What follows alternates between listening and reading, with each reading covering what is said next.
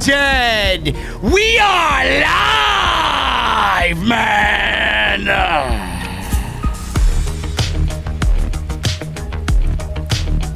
This may have been the final takeover that we fondly remember for a very, very, very long time, ladies and gentlemen. A lot of uncertainty as we move forward into the future of NXT. Rumored changes. Who's staying? Who's going? Is Adam Cole, baby, all elite? I got news on that. Oh, you know I got news on that. And I got news on Nick Khan, the biggest villain in all of WWE. The man himself was interviewed by Ariel Helwani. We're gonna go over it tonight. Kross versus Joe. Cole versus O'Reilly. And what I think is going to end up being the WWE match of the year, Ilja Draganov dethrones Walter. We're going to go over all, ladies and gentlemen. This is the only NXT coverage you need on your Sunday night. This is your TakeOver 36 post-show right here on Off the Script.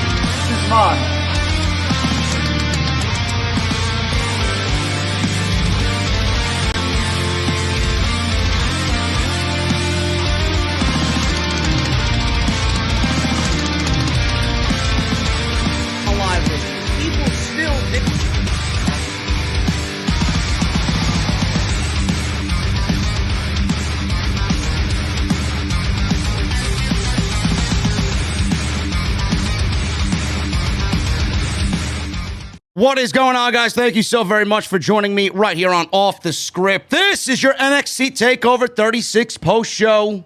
I am JD from New York, and this is the OTS venue. Man, we've been busy.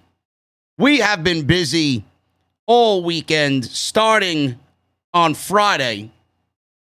It's Friday Night SmackDown, and then going into AEW Rampage, and then going into SummerSlam, and then tonight with TakeOver 36. The party doesn't stop because we got Monday Night Raw tomorrow night, which is always a dreadful viewing experience, but it's been a long weekend, man. I did catch up on my sleep today somewhat. It was a miserable, rainy day in New York City. There wasn't really much going on, so I figured, you know what? Let me bum around the house and let me lay on the couch all day, catch up on some sleep. And that's exactly what I did. I am ready to go, man. Ready to go tonight. And I appreciate you guys joining me once again here on the podcast. It's been an absolutely tremendous weekend, and I have you guys to thank for it, man. Off the Script, shattered records, personal records. We were in front of the two largest audiences, not only that this podcast has ever seen, but absolutely in the entirety of the IWC this weekend. 5,700 for AEW Rampage on Friday night. SummerSlam, we saw 5,100 for SummerSlam's post-show. And I have absolutely no words for the overwhelming support that you guys have shown this weekend, man. So I appreciate you guys very, very much. All the new subscribers, all the new followers on Twitter, man. And believe me when I tell you, we are just getting started, man. I always say it. We are always saying it. We're just getting started. TakeOver, man. You know, TakeOver is... It's one of those things. It's so bittersweet. I don't want to say that NXT is completely dead. I don't want to say that NXT and the process is completely dead. I don't want to say that. I think it would be very unfair of me to say that. Is the interest like we had 3 or 4 years ago there? No. The interest is not there. Is it the same show that it was 3 or 4 years ago? No. Does WWE care about it? They never cared about it, but I think there's even less from management as far as caring about NXT. Is Triple H in charge of what happens with NXT? No. Triple H now has bosses. He always had a boss in Vince McMahon. Now he's got several bosses. Vince McMahon, Nick Khan, Bruce Pritchard, John Laurinaitis, and whoever else they hired to fill in for Karrion Seaman because of his fuck up. So Triple H has a lot of different people that he is now answering to. WWE can really paint this facade that Triple H is in charge. You can listen to Nick Khan speak with Ariel Helwani, and Nick Khan can throw around, yeah, Triple H is in charge. He's spearheading the new vision of NXT. Triple H is not in charge. Paul Levesque is not in charge. He is not in charge. Paul Levesque makes no decisions on his own. Paul Levesque makes no signings on his own. Paul Levesque's word falls on deaf ears. Paul Levesque is not in charge. I want you guys to understand that right out of the gate. Don't listen to these people who are misguided and go off everything that the interviews or these shills or these dirt sheets say. Triple H is not in charge. TakeOver, it holds a special place in my heart, man. You know, I'm not the only one that believes that TakeOver is special to them. I know a lot of you guys watching me, a lot of people in the community realize what TakeOver really meant to WWE. And if I fumble over my words, it's because, you know, it is a very bittersweet moment. I don't really know what to expect. It's sad, to be quite honest with you. Triple H and his vision, Triple H and his team, Triple H and the talent that he's molded for what you saw the last 8 years. Not only was NXT the true alternative to what WWE was, NXT was always, in my honest opinion, in my eyes personally, this is coming from me to you guys, and I've said this time and time and time again on the show, NXT was always the foundation in which the main roster should have really looked at and said, you know what? I think we need to follow this. I think we need to borrow this idea. I think we need to borrow that idea, apply it to the main roster, and then go from there. I truly believe that what Triple H cultivated in NXT was going to be what his version, his vision of WWE would be when he eventually was given the keys to the kingdom. TakeOver has produced some of the greatest matches in the annals of WWE history. If you don't believe me when I say that, you're a complete ignorant fucking buffoon. Tommaso Ciampa and Johnny Gargano. Adam Cole and Johnny Gargano. The whole Tommaso Ciampa and Johnny Gargano storyline. Some of the greatest stories and the greatest matches to come out of WWE ever. Ever. Walter and Tyler Bate. Roderick Strong and Matt Riddle. The Viking Raiders versus Aleister Black and Ricochet. Pete Dunne versus Walter. I mean, I can go on and on and on again. Adam Cole versus Ricochet. Adam Cole versus Matt Riddle. Adam Cole versus virtually anybody you put him in the fucking ring with. I mean, Andrade versus Johnny Gargano. I mean, the list goes on and on and on. I don't have to sit here and go over the annals of NXT history to tell you what matches were the greatest of all time. You guys know what they are. You guys know what they are. Those are just some off the top of my head, man. I haven't gone back and watched much of the NXT TakeOver shows, but what they mean to me and what their vision was when beginning this NXT brand and how it led to all these TakeOver shows, that's what I looked at as that's the future. There was no way you could not be excited about what Triple H was creating in NXT, man. There's no way. After NXT moved to the USA Network, the show was never the same. After they expanded it to 2 hours, the show was never the same. After they went live every week, the show was never the same. These three things absolutely were detrimental to the downfall of NXT. The show should have never been moved to the USA Network. The show should have never been used as a potential foil to AEW. NXT should have never been used as a potential foil for AEW because you knew exactly what you were getting into and you were just careless with the brand. Triple H had no choice but to play leader. Triple H had no choice but to be the general of this army as he went to quote-unquote war with AEW. There was nothing he could do about it because, I'm going to say it again, Triple H is not in charge. Triple H was never in charge. It wasn't Triple H's idea to be moved to the USA Network. It wasn't Triple H's idea to expand the show to 2 hours. It wasn't Triple H's idea to go head-to-head with AEW on Wednesday nights. I'm sorry to tell you that. If you think that is the fact of the matter here, you are sadly mistaken. Triple H had absolutely no business in any of that happening. He was forced into it, and the reason why he was forced into it is because Vince McMahon wanted to deny AEW's competition. Vince McMahon did not want to use AEW as a foundation of competition to make his show better. Vince McMahon wanted nothing to do with AEW because they were nothing but a t-shirt company. They were a piss-ant company. Vince didn't want to be bothered with something like that. Oh, another billionaire throwing money at pro wrestlers to create wrestling on TNT. Where have I heard that one before? Now look at where they are. Vince McMahon wanted nothing to do with AEW because if AEW continued to grow stronger and AEW got to where they are right now, with Vince McMahon leading the charge, and he failed, Vince would have nobody to blame but himself. So he throws his son-in-law out there. He throws NXT out there because everybody thought that was the niche audience that AEW was going to attract.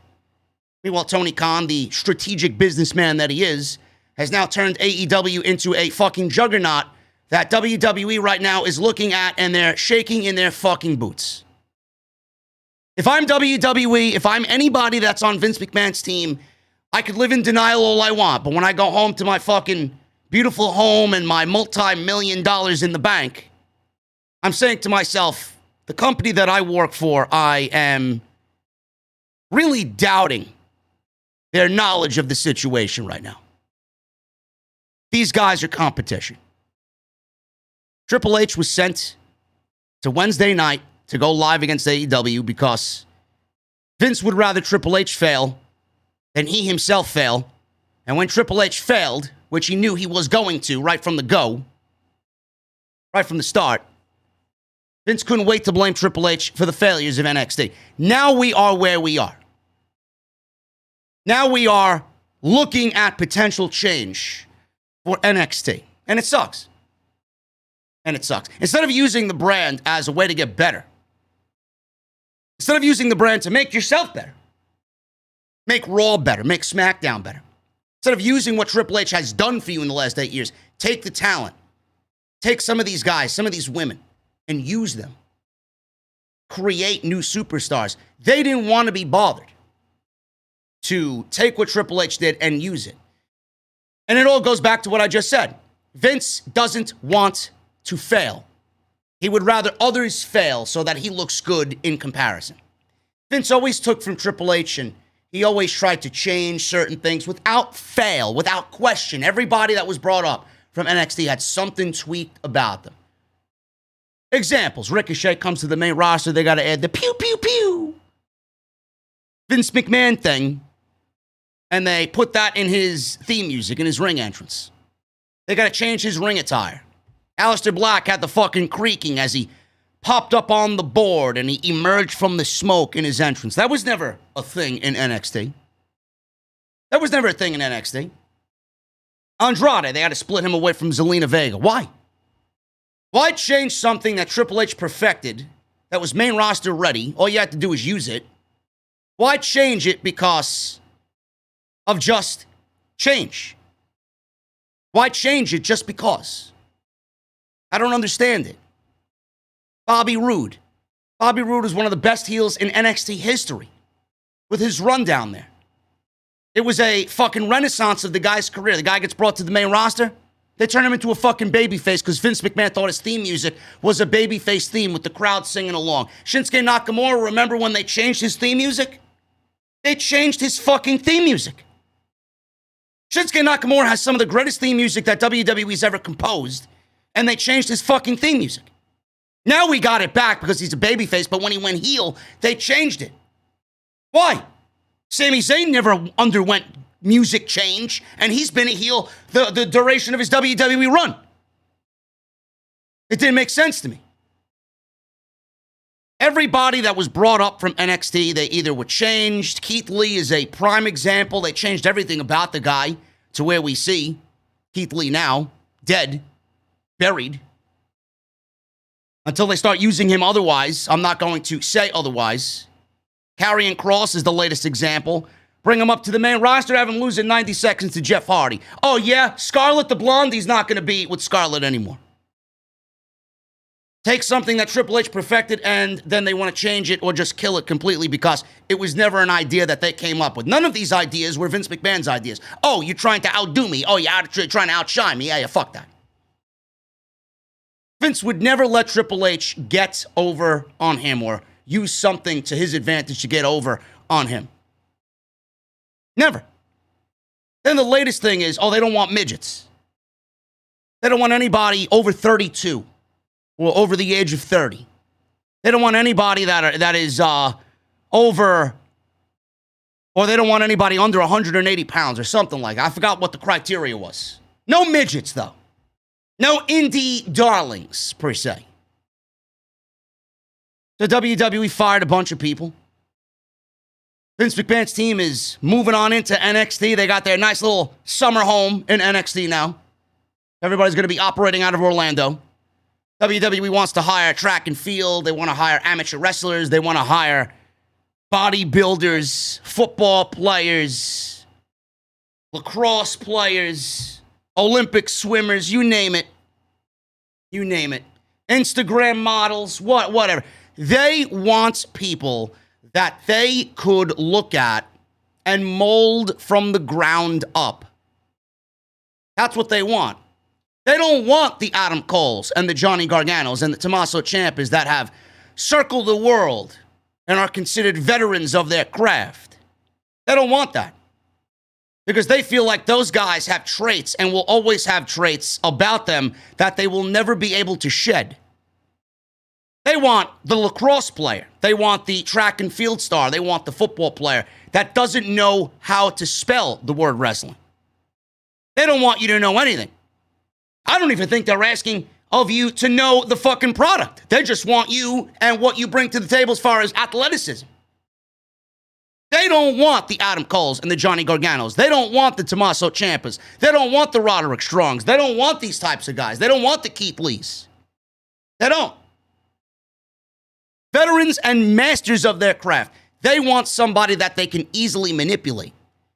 Because if Triple H gets his hand on an Adam Cole or a Johnny Gargano or a Tommaso Ciampa, then it's pretty easy.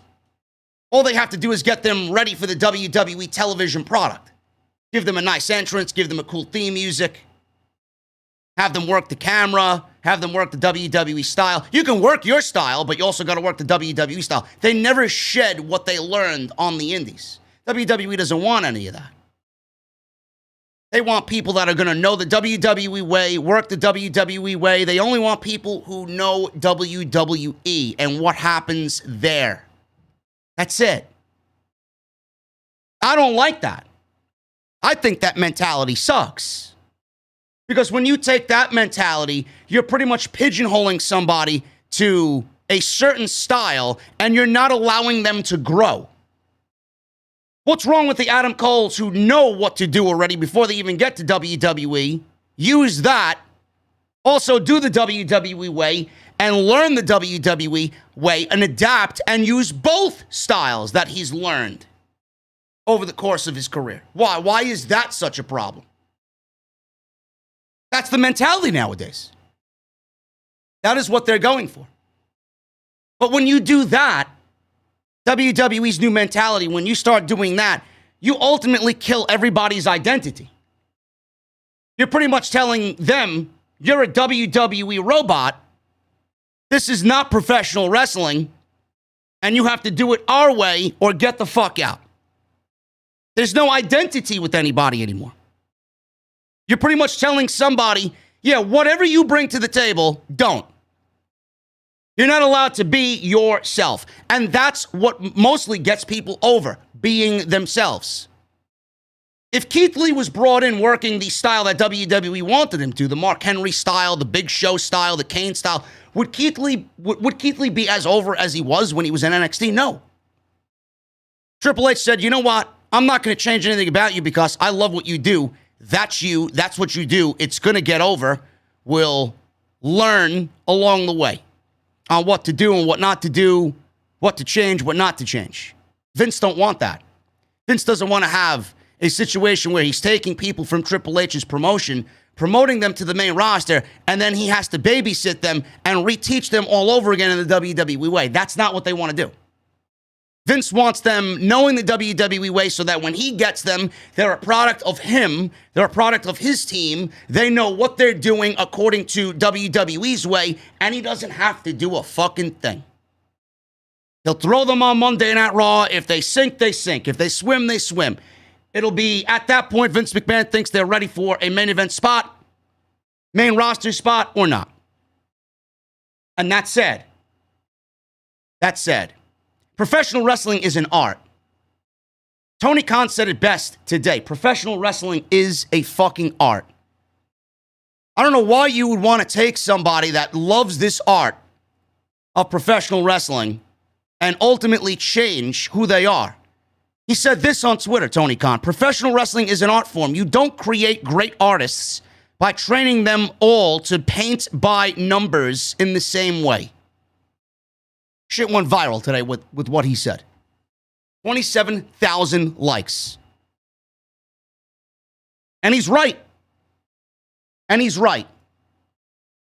There's no refuting what he said there.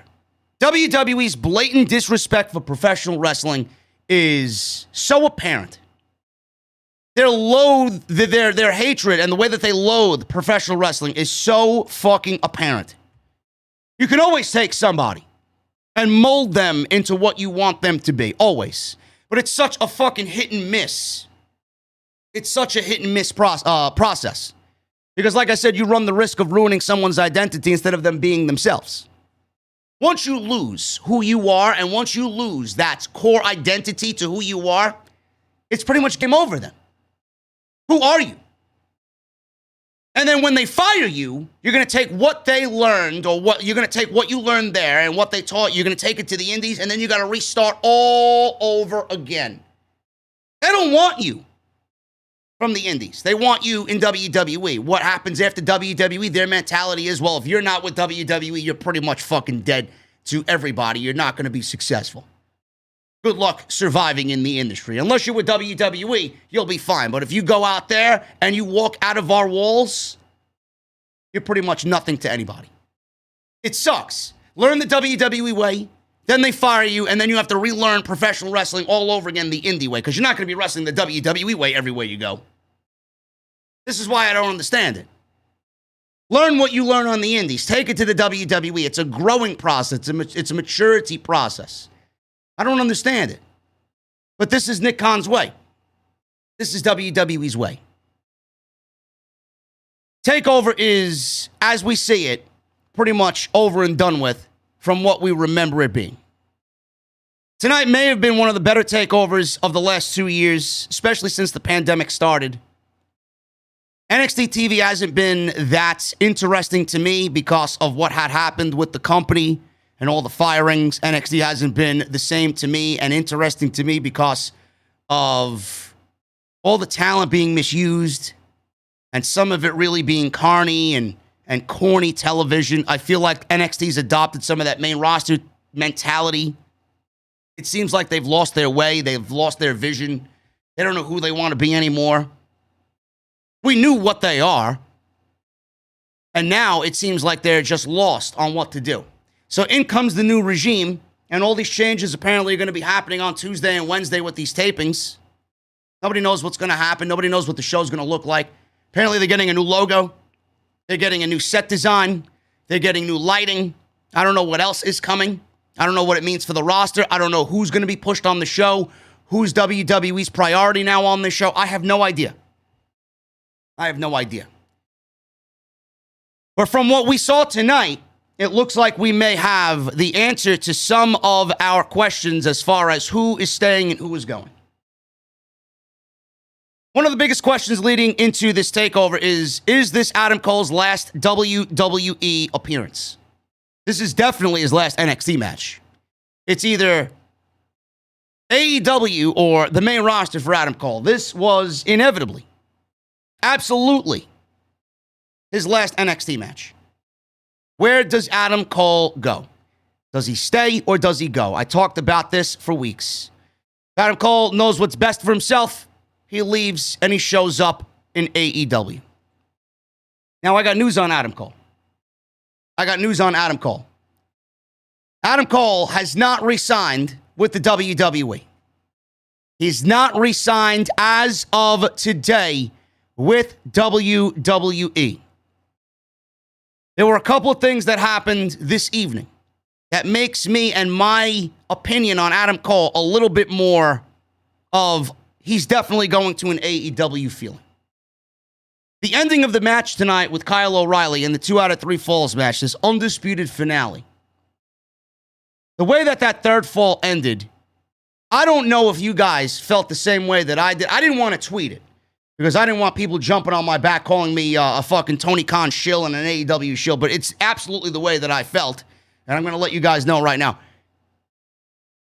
The way that match ended, it almost seemed like it was not the typical WWE way to have someone sent off to the main roster. It wasn't a typical WWE NXT send-off. That was Adam Cole's last ride on NXT. I figured with what he meant to that brand and what he meant to Triple H and what he meant to Shawn Michaels and what he meant to the fucking brand itself for 4 years. The NXT Championship was better with him as its champion. He led one of the most dominant factions in all WWE history that was born on that brand.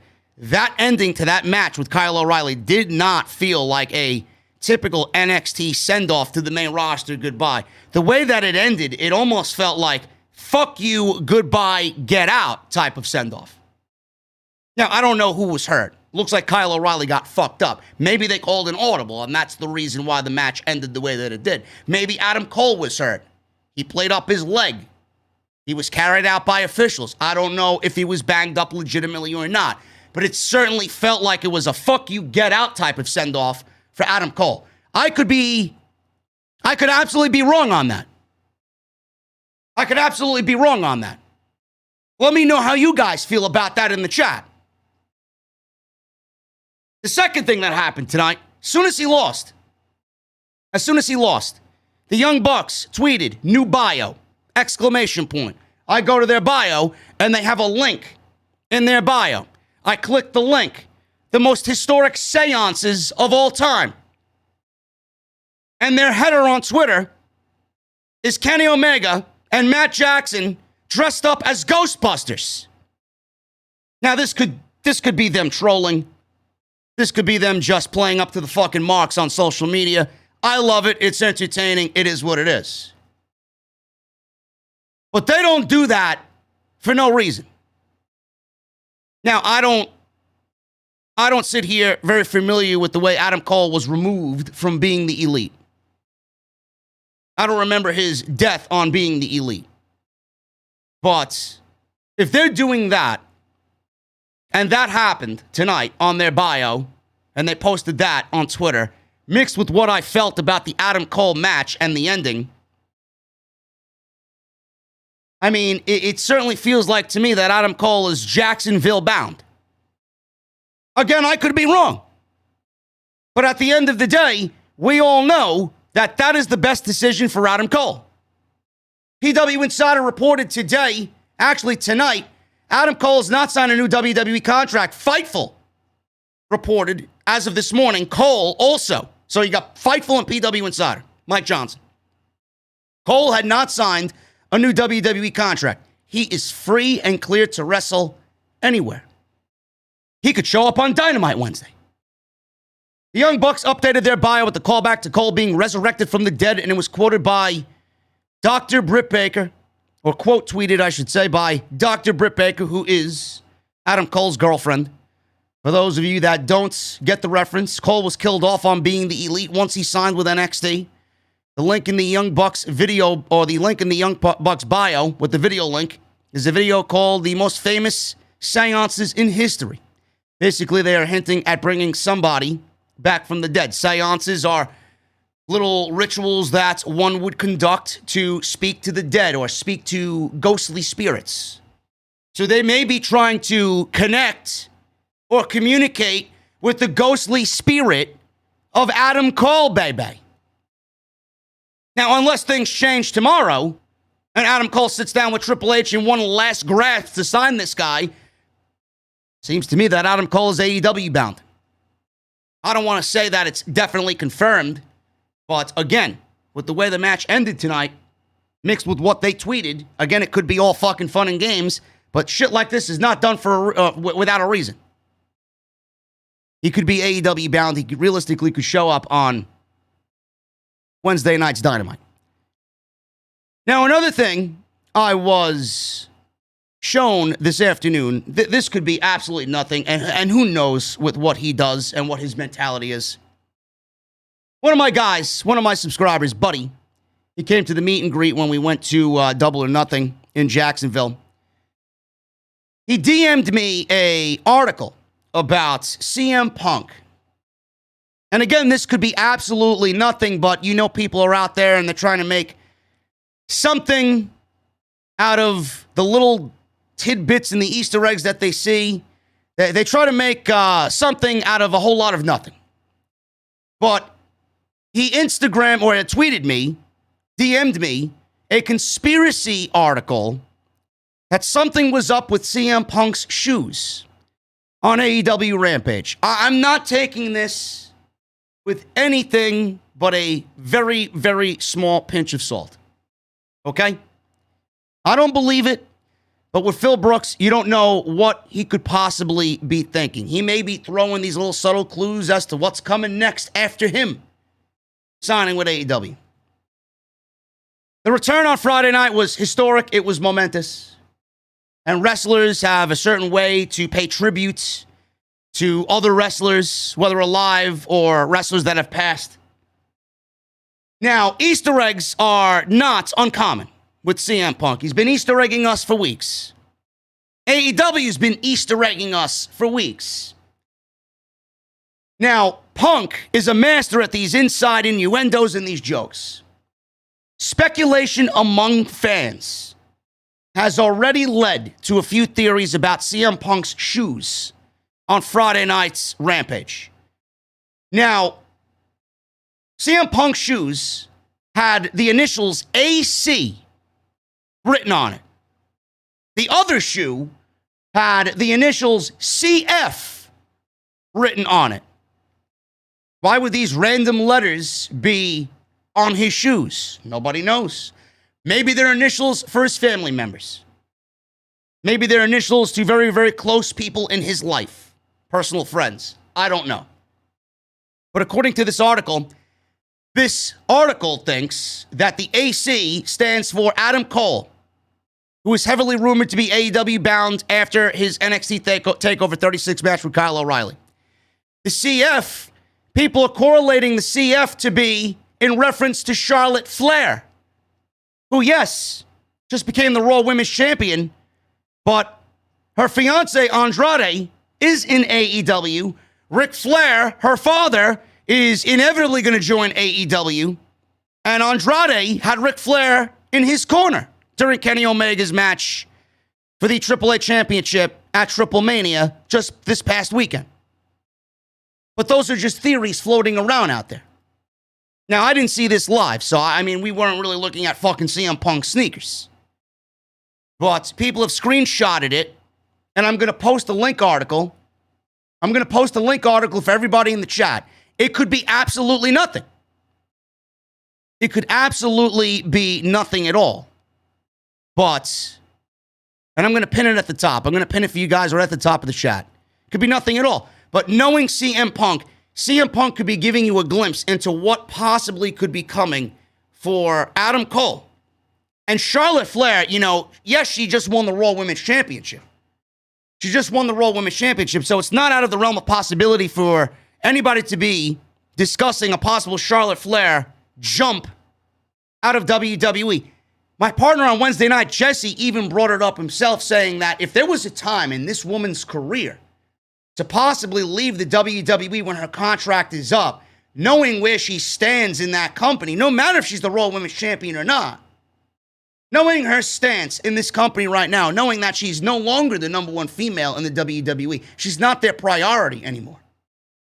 Becky Lynch is their number one milk cow now. I think Charlotte Flair, more now than ever, would attempt to leave WWE in order to go join her fiance and her father in AEW. At this point, everybody may want a shot at AEW, but Tony Khan's not going to be able to sign everybody. Again, it's just a conspiracy theory that's out there. I wasn't really looking much into it, but again, seeing who is at play here, and CM Punk is a master of what's, you know, Easter egg and innuendo and fucking speculation. He loves to toy with people. He loves to get people talking when we really shouldn't be talking about a certain thing. It could be something. It could be nothing.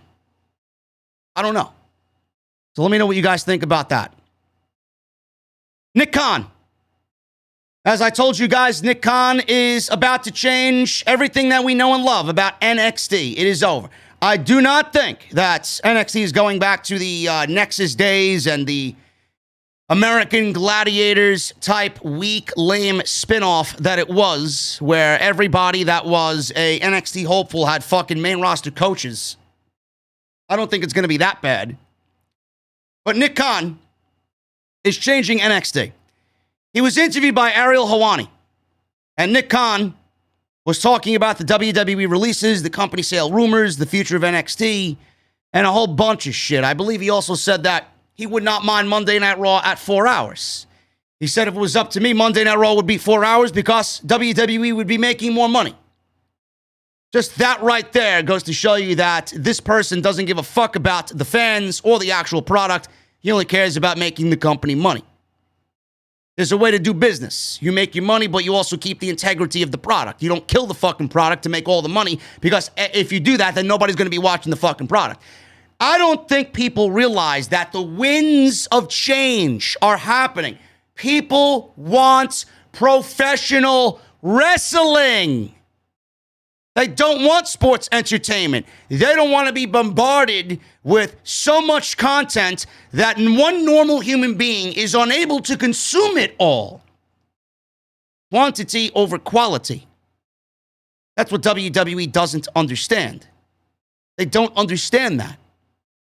They do quantity over quality. That's their motto. I've been saying for years, quality over quantity. Give them some. Don't give them so much. You're going to burn them out. You're going to get people tired and no one's going to want to watch anymore. The more you do, the less quality the product will be. Monday Night Raw at 4 hours would be absolutely fucking abysmal. Can you imagine me sitting here after watching 4 hours of Monday Night Raw? Yes, but WWE's got to get that fucking advertising money in the 4th hour. Give me a break. This is the type of guy that is leading WWE. Ariel Helwani conducted this interview with BT Sport. He talked about a wide variety of topics.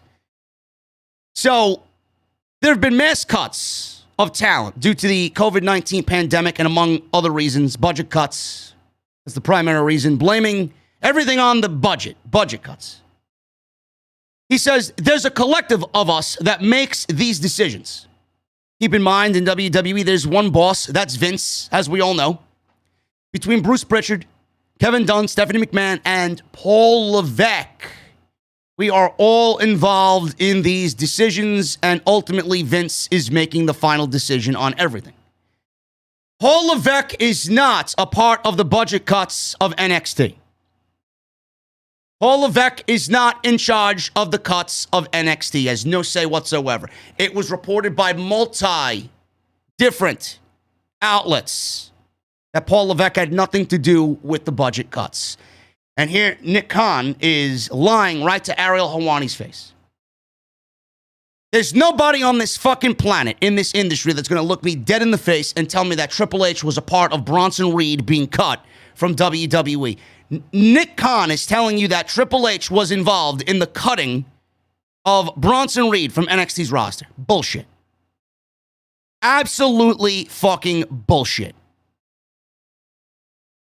Ariel Helwani followed up by asking why there were so many cuts this year.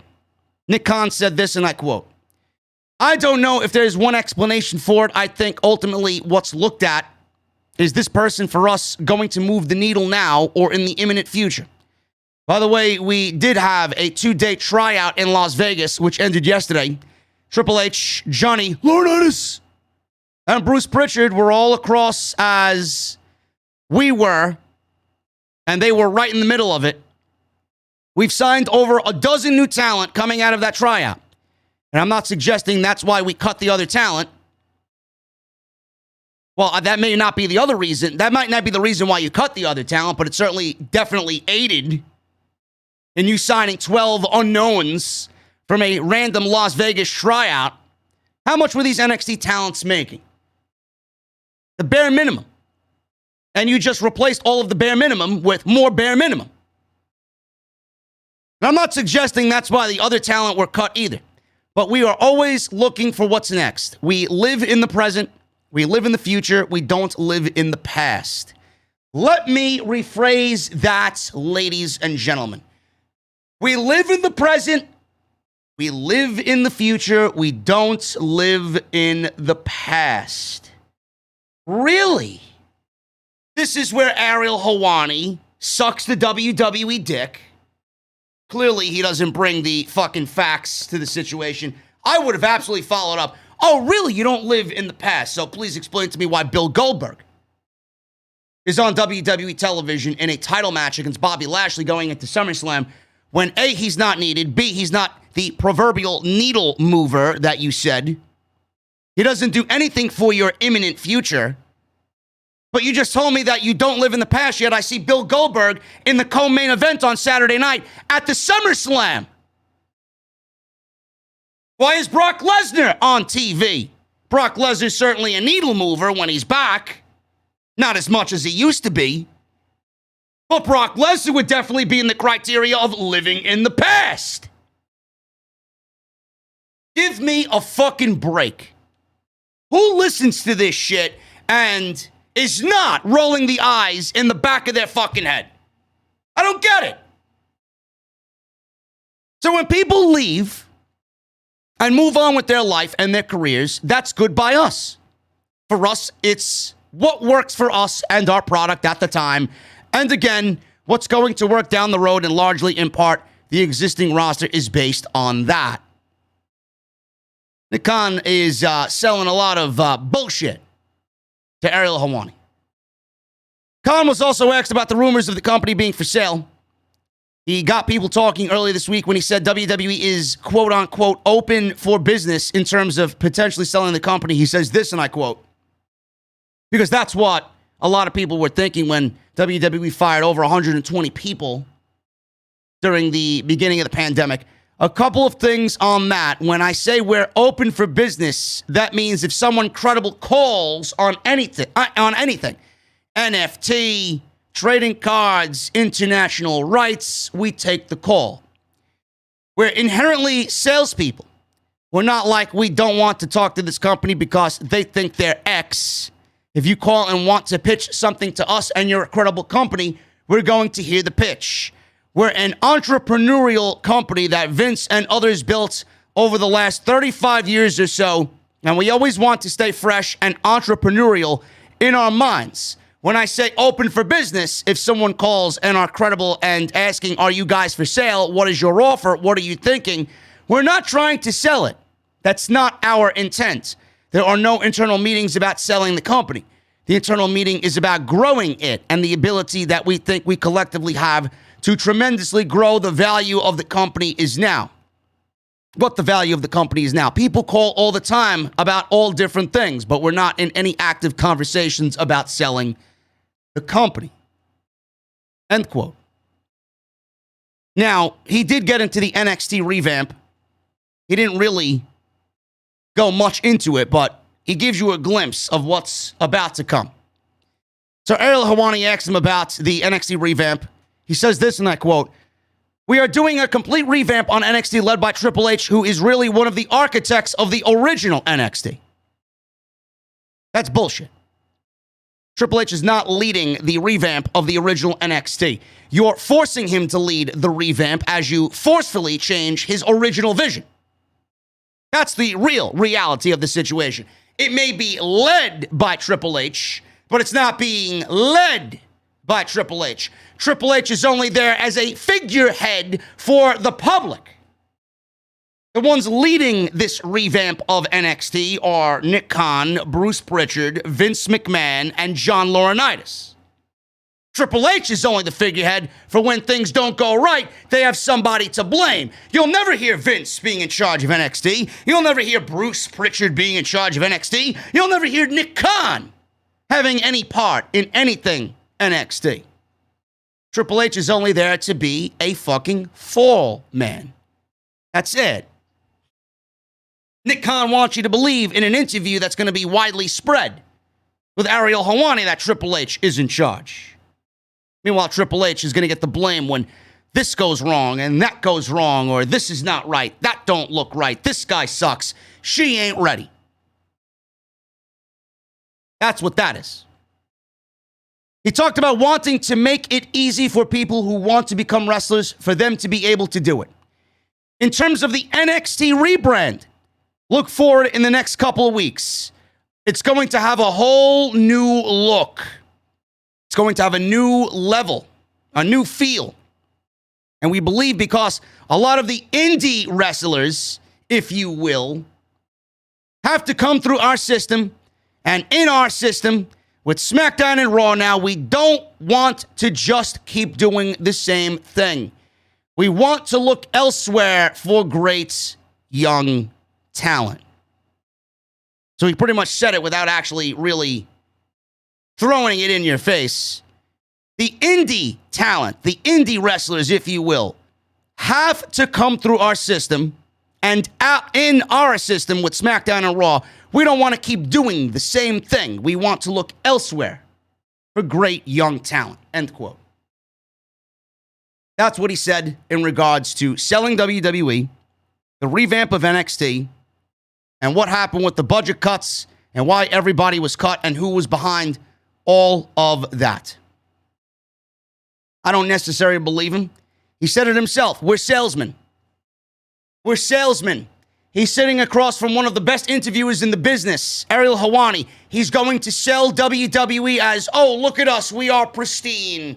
We can do no wrong. Everybody wants to be with us. He's a salesman. He said it himself. Guys, we're going to get into the NXT TakeOver show. There was a lot that I liked. There were a couple of things I did not like, but ultimately this was a very good show. We're going to get into it in just a second. I want to thank you guys. 3,000 large in the chat. I appreciate you guys. This is probably my largest NXT showing in the venue for a very long time, so I appreciate you guys being here. Just shows the power and the consistency that we've done all weekend, man. Thank you guys for being here. Follow me on social media, at JD from NY206. That's Twitter and Instagram. Hit that subscribe button down below. I would really appreciate it. Hit that subscribe and turn on the bell for all notifications. Make sure you guys go and check out all the other videos that you might have missed on the channel, man. Starting from this weekend, SmackDown and the historic AEW Rampage with CM Punk making his return to professional wrestling after 7.5 years away. Unbelievable. SummerSlam last night, we had 5,100 plus in the venue. Video's almost at 60,000 views, almost at 3,500 likes. You guys killed it last night, man. And then, obviously, off the script, episode 387, we were live on Saturday afternoon right before SummerSlam. If you guys missed any of that, go and check it out. That is all on the homepage right now. So if you guys want more content, it is there for you right on the homepage. As I promised, we're going to be doing a giveaway, man. We're going to be doing a giveaway tonight, right now, actually. And I got this beautiful tipple glass. Shout out to my boys over at Tipple Glass, man. I got this for myself, and it's one of my most favorite beer glasses that I use to pour some cold beverages in, man. As you guys see, it's got a bunch of WWE insignia logos and stickers on it. I don't know how they make these glasses or what the process is, man. You can't put it in the dishwasher. I'm letting you guys know right now. You can't put it in the dishwasher. But, man, this is fucking awesome. And I had to get it. And I was lucky enough to get 2 of them. And we are going to give that away right now. Everybody that donated via Super Chat last night during the SummerSlam stream, you guys are now in a randomizer on my computer screen right now. And we're going to announce the winner right now. So hopefully, whoever it is watching this live stream right now on Sunday night. So let's get into it, guys, before we get into the TakeOver review. The winner of the WWF Tipple Glass. The winner of the WWE Tipple Glass is... Drum roll. There you go. Let's hit the button. Who is it? Ryan Heisler. Ryan Heisler is the winner of the Tipple Glass, and he wins the random drawing tonight right here on Off the Script for the NXT post show, NXT TakeOver 36 post show, man. Ryan, reach out to me tonight via email, jdfromny206 at yahoo.com. Send me your mailing address, your full name, first and last name, mailing address. I'm going to get Hoop Media to send this out to you immediately, man, as of tomorrow. So hit me up via email, and I'll send you your brand new Tipple Glass. Shout out to Ryan. Shout out to Tipple Glass. Awesome stuff. And I want to thank everybody for partaking in the drawing last night during the SummerSlam post show right here on Off the Script, man. Awesome, awesome, awesome stuff. TakeOver 36 was awesome, guys. I really enjoyed TakeOver 36. And like I said before, it was one of the better takeovers of the last 2 years. The show started off with the pre-show. Rich Holland squashed, absolutely squashed Trey Baxter. This went about 1 minute. Holland hit the Northern Grit, his finishing move for the win. That was pretty much it. And it looks like they are already letting you know what is going on as far as who is going to be pushed. Rich Holland is a massive fucking guy, man. He's a big, bulky guy.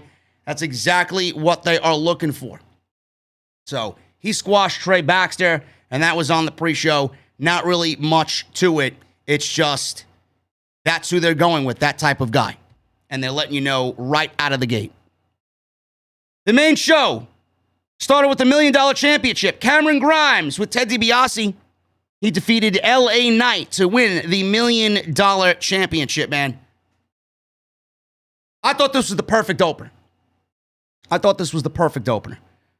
Cameron Grimes, I said this on Twitter. Cameron Grimes is one of those guys that I didn't really put much stock in when I seen him a couple years ago in the NXT Breakout Tournament. I didn't put much stock in him. He didn't really have the gimmick that he has now. They slowly started to kind of, give him some identity and give him some charisma and some character work.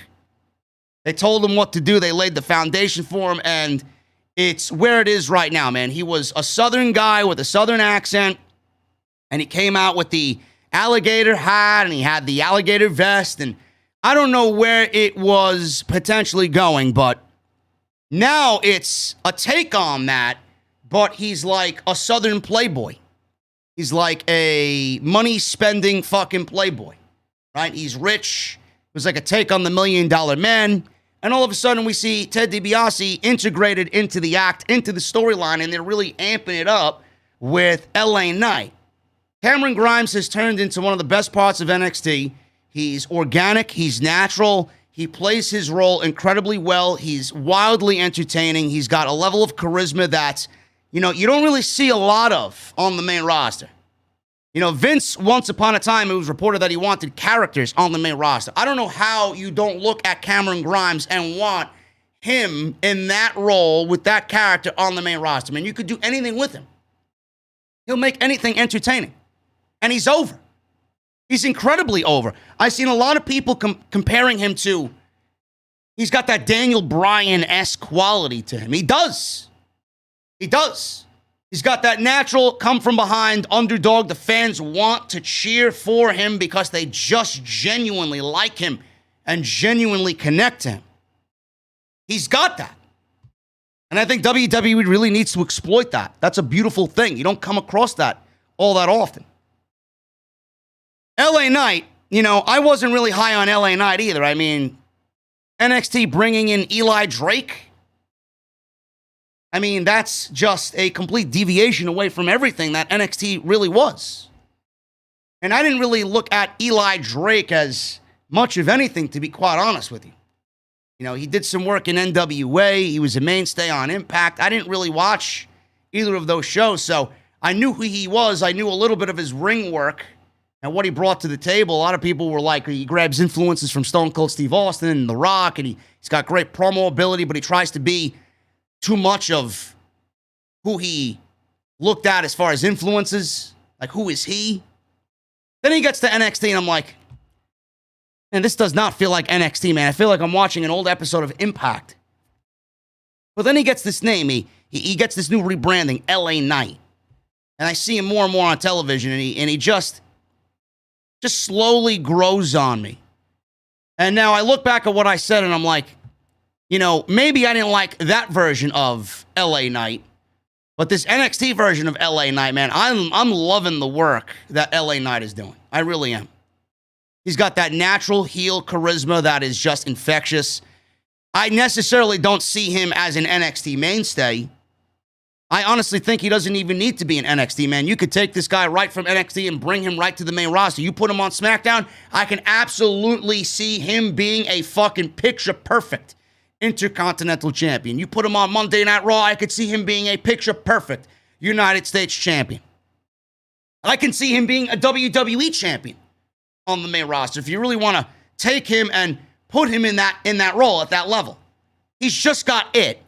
When he's on TV, he's got it. You want to watch him. You want to hear what he has to say. He's a great promo, and he's not bad in the ring at all. At all. He is very good in the ring. So I don't know what happens to him here, but this match was awesome. These two guys work incredibly well together. And DiBiase was on the outside. He came down with Cameron Grimes. He whipped Grimes into a dropkick on Knight on the outside with almost an assisted dropkick, giving him the momentum for the dropkick. So they were back in the ring. Grimes climbed the ropes. Knight knocked him off to take control of the match. He was beating him down. Grimes made a small babyface comeback, running crossbody, countered a neck breaker, and went for a Hurricane Rana. Knight turned it into a power bomb for a 2 count. Knight then worked over Grimes' neck before hitting a tilt-a-whirl slam. LA Knight went for a springboard, but Grimes moved out of the way. Grimes made his babyface comeback again. Running forearms, corner senton by Grimes. He went for the $1 Million Dream. I haven't seen the $1 Million Dream performed in quite a while, man. And we've seen it 3 times in this match. Knight fought out. Grimes hit a German suplex and a Hurricane Rana cradle for 2. Knight tripped Grimes into the ropes. Went for a quick cover. And he only got a 2 count. Bulldog. And what looked to be almost, I don't know if it was really a burning hammer. Not really a burning hammer, but I guess a torture rack slam down to the mat, I would say, for a 2 count. So they were in the ring, both up, trading strikes.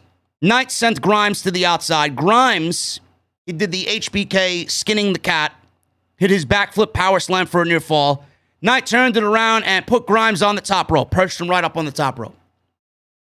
He hit the top rope German for a near fall, flipped him over. It looked fantastic.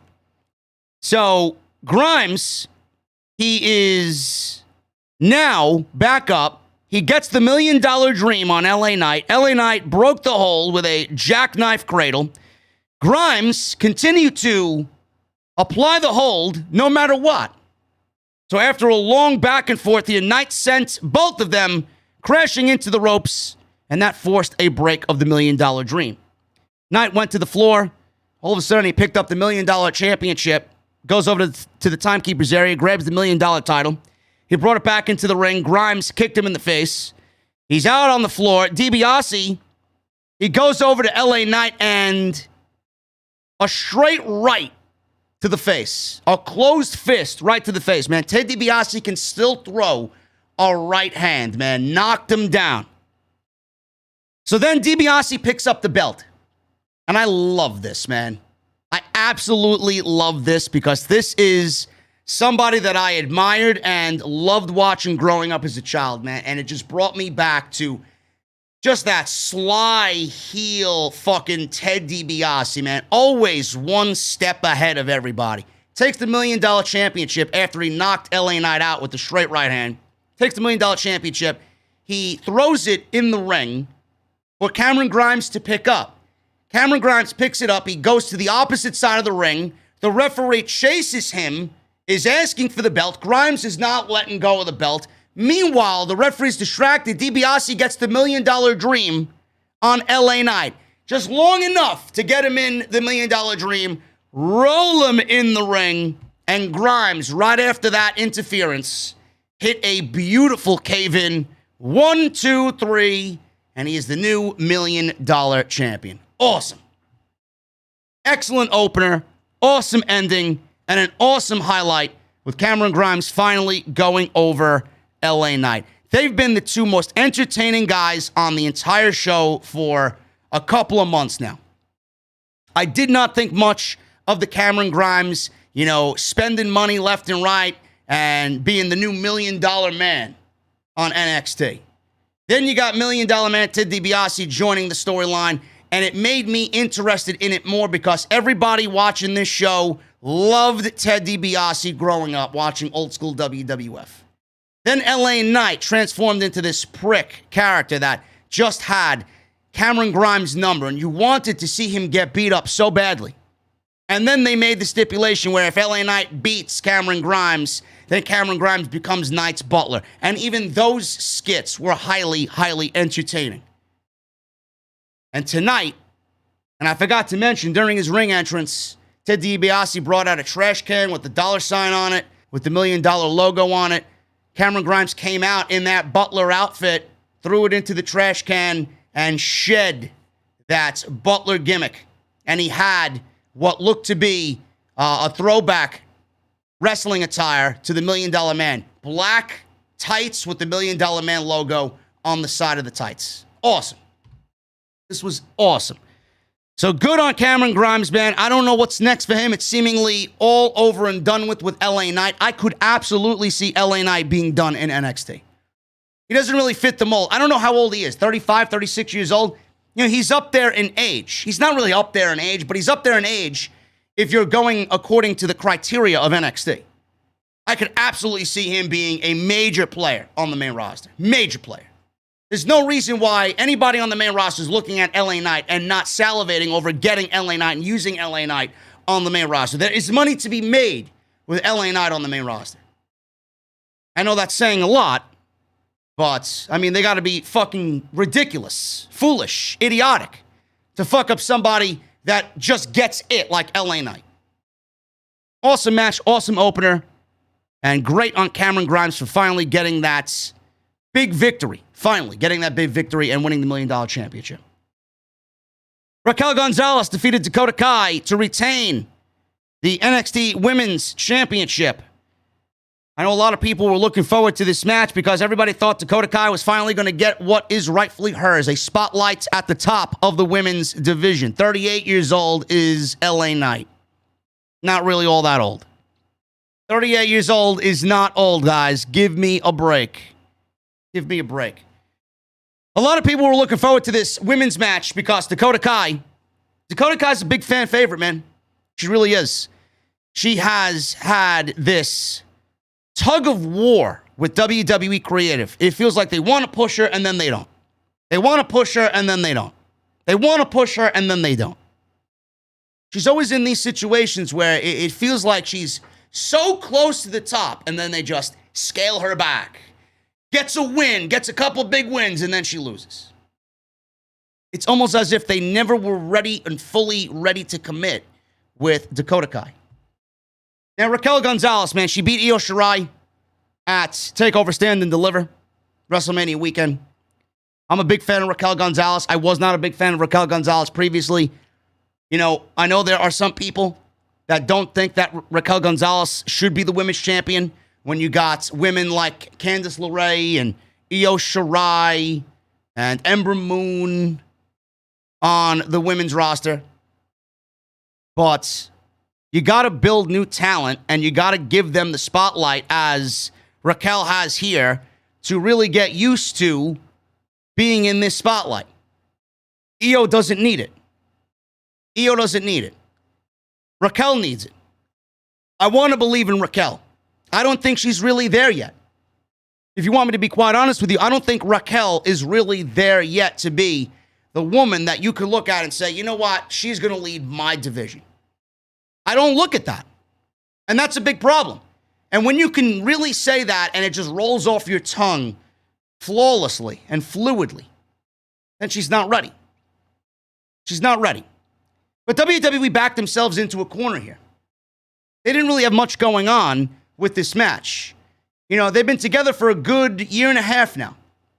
And yes, Dakota Kai knows Raquel Gonzalez. If there's one person that is going to know Raquel Gonzalez, it's Dakota Kai. If there's one person that knows how to defeat Raquel Gonzalez and knows what her strengths and weaknesses are, it's Dakota Kai.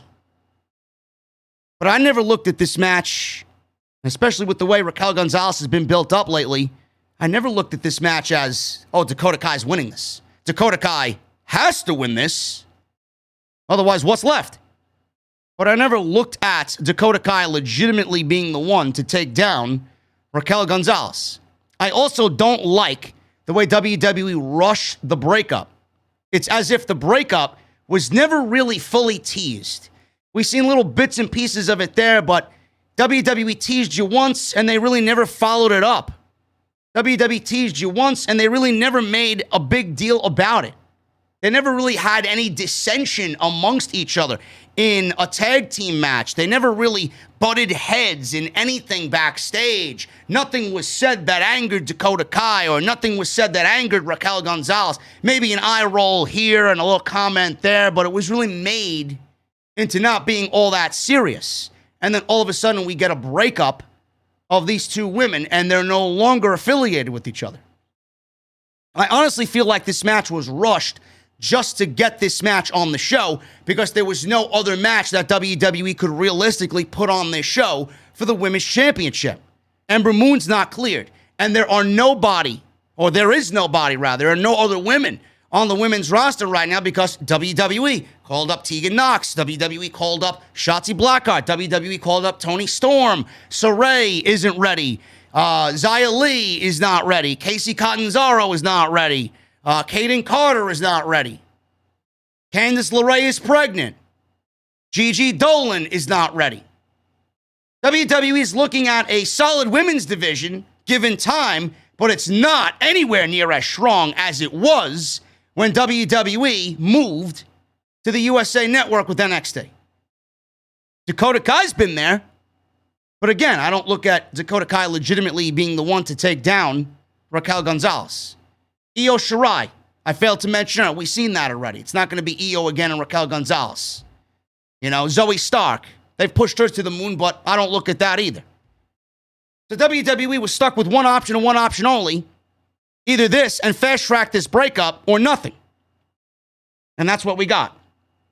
Now, as far as the match is concerned, I thought the match was awesome. I thought the match was really great. This was probably Raquel's best match since she's won the championship. Minus the Io match, because Io is awesome. But as far as her championship reign, this was her best match to date. I don't think Dakota Kai gets enough credit. And I honestly feel bad for what's going to happen to Dakota Kai after this match is over. I think she's done in NXT. There's nothing more for her to do. So, Kai used her speed. Kai used her quickness. Raquel used her strength and her power.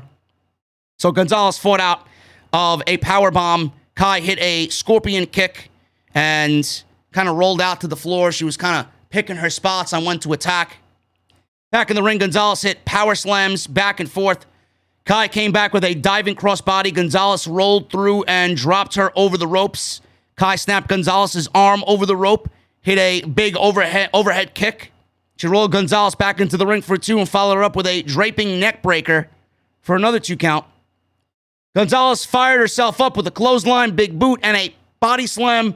Sidewalk slam set up a twisting Vader bomb by Raquel Gonzalez, man. This twisting Vader bomb by Raquel Gonzalez is one of those moves, and it's quickly becoming one of those moves that I almost wince every time she does it, man. I don't think she realizes how fucking brutal this move is. Because she hit it on Xia Li, and it nearly knocked her out. Almost broke a rib, snapped a rib, strained a rib, I don't know. But she was out of it the last time she did it to Xia Li. She did it here to Dakota Kai, and Dakota Kai was all right, but she got all of that twisting Vader bomb, man. It looked fucking nasty.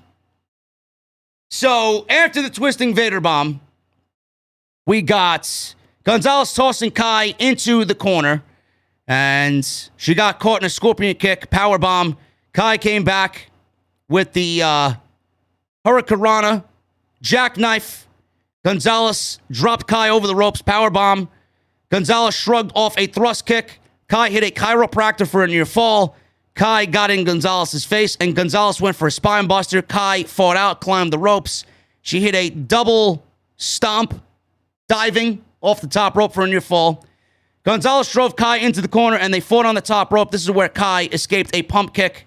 She went for that big running haluva kick that she usually does to finish people off, but Gonzalez caught her while she was sitting on the third turnbuckle. She caught her mid-haluva kick. She lifted her up from the ring, brought her up to the top rope with her, and did a second rope choke slam for the 1, 2, 3, and that was it. Raquel Gonzalez retains the Women's Championship, and Dakota Kai is more than likely doomed for the main roster. Because she was on the main roster and has had a couple of dark matches, the last one being a loss to former NXT talent, Ilia, who we have not seen on the main roster as of yet. But it seems like Dakota Kai is headed to the main roster, and I'm not all too happy about that because look at what has happened to all the other NXT women that have been called up in the last month and a half. Tegan Nox, not much of anything.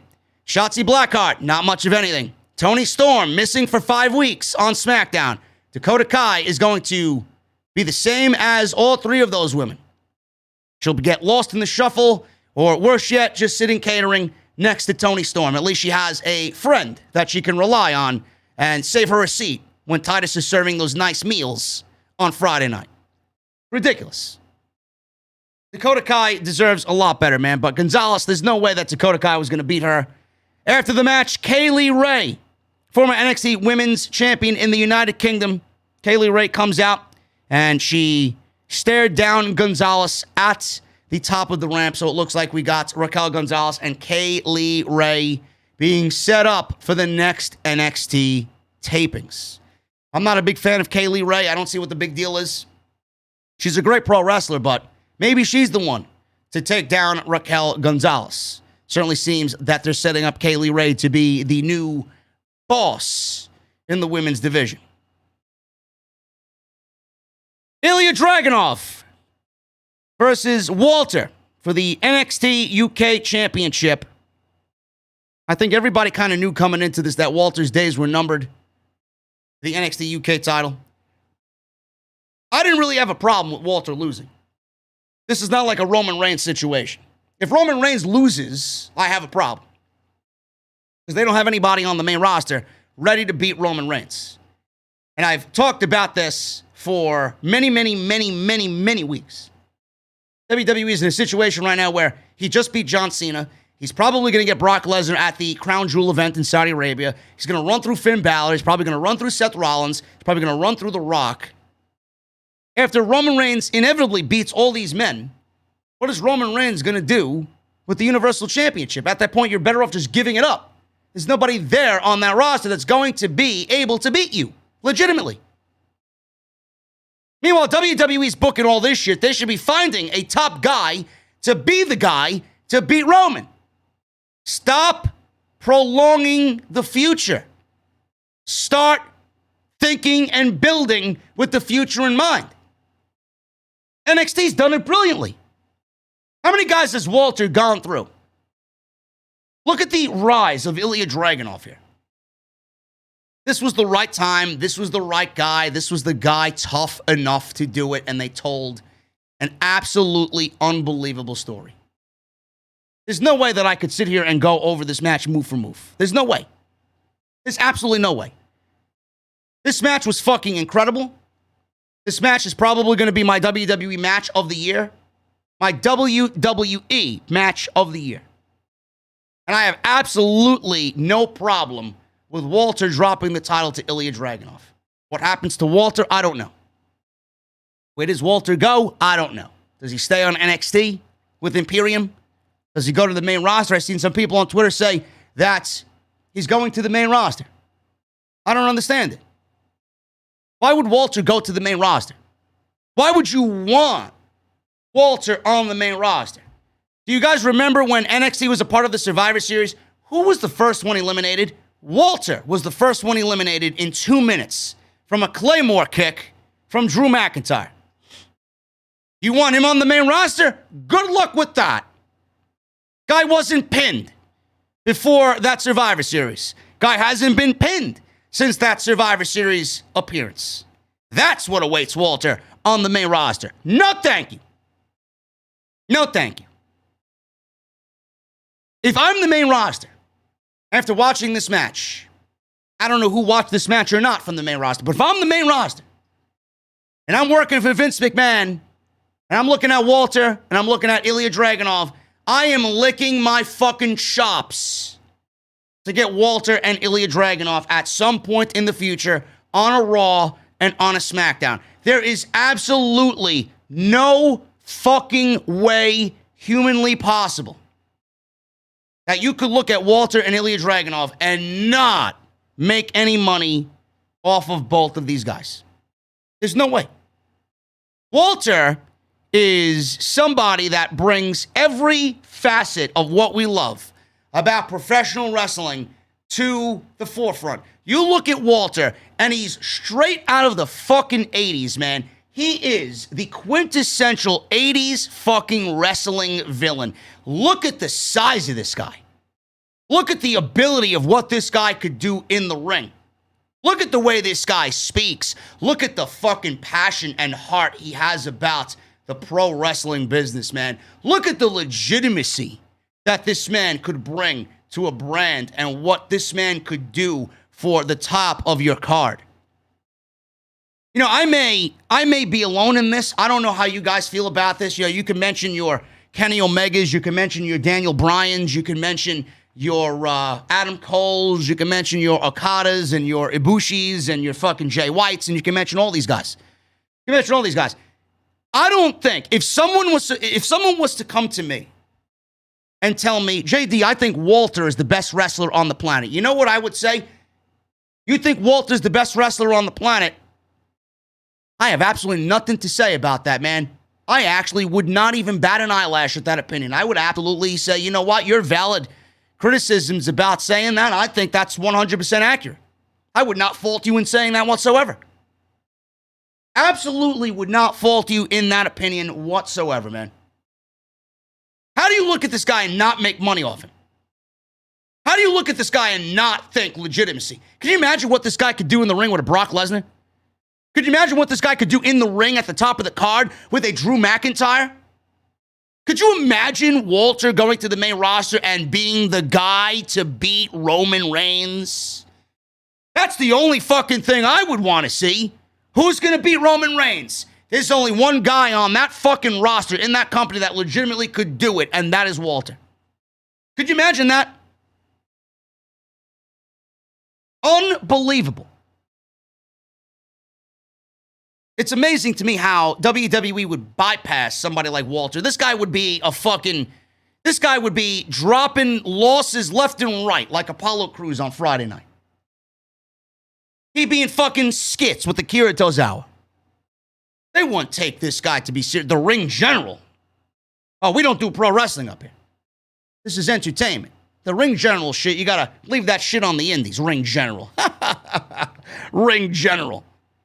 Fuck out of here. I would pay a lot of money to see Walter fucking chop the living shit out of Bruce Pritchard. I would. I would fucking love to see that. This guy is fucking money, man. He's got money written all over him. So is Ilja Dragonov, man. Look at this fucking guy, man. Look at the beating this guy took tonight.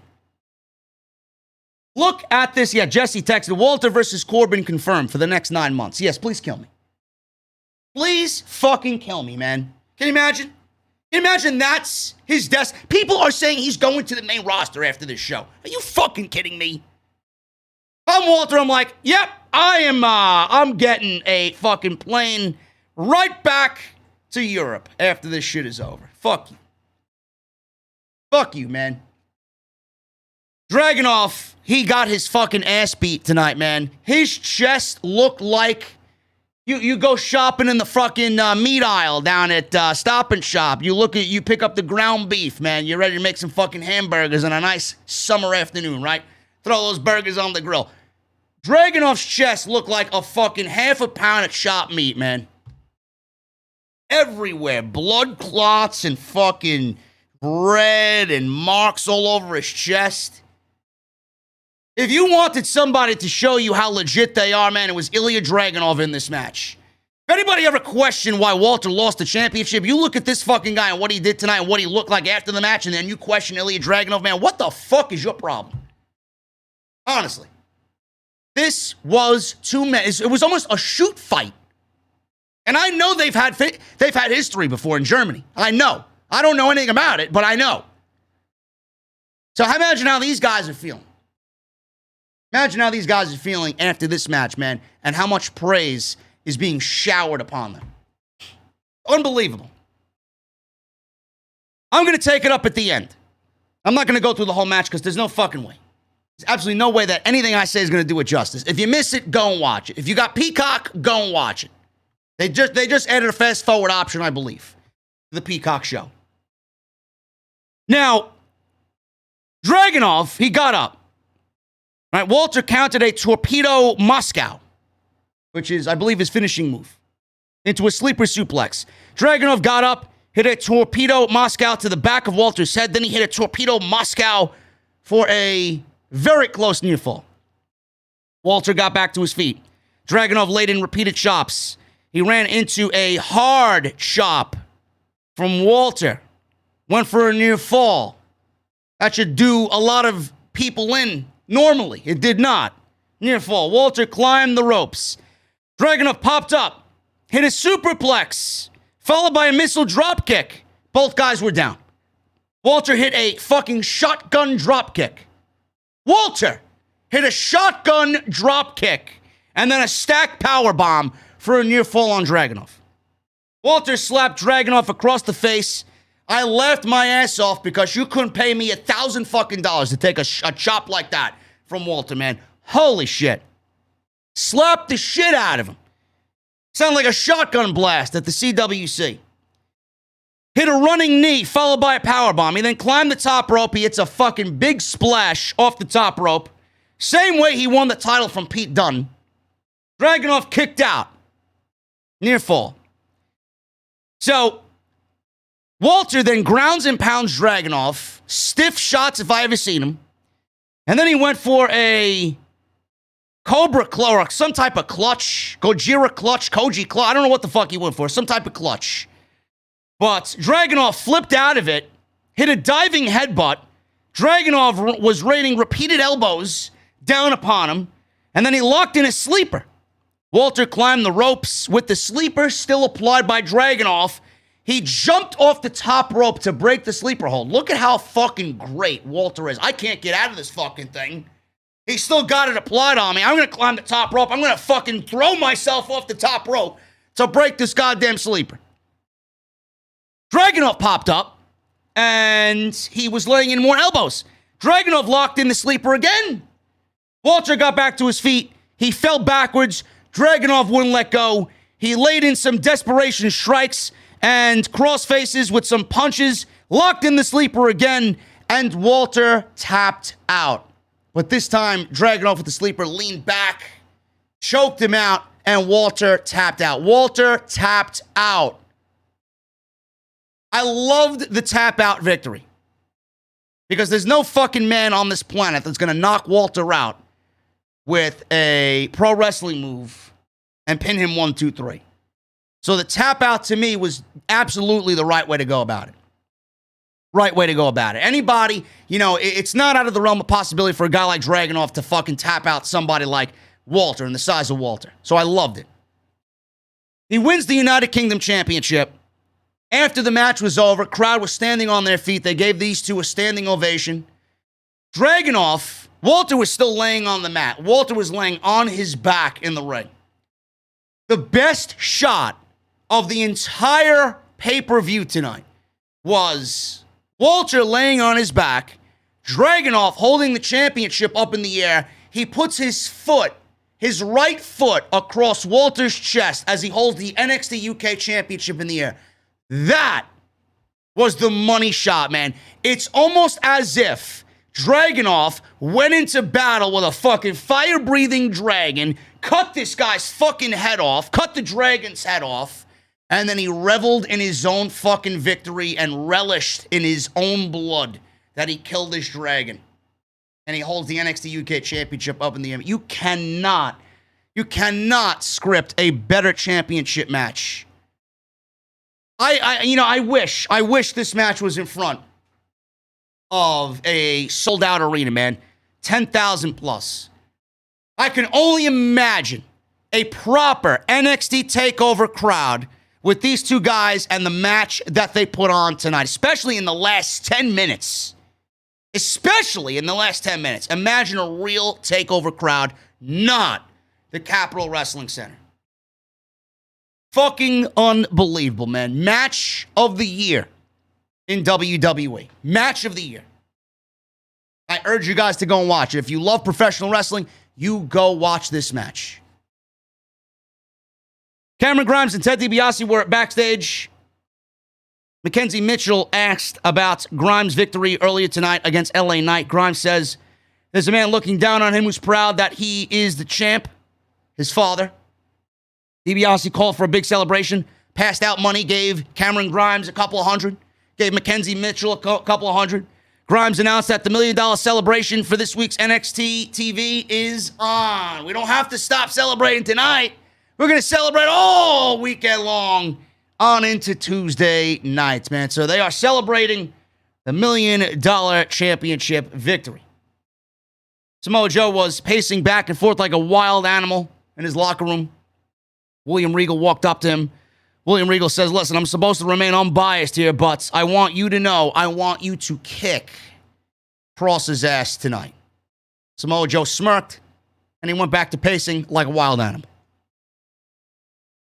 Kyle O'Reilly versus Adam Cole. Baby.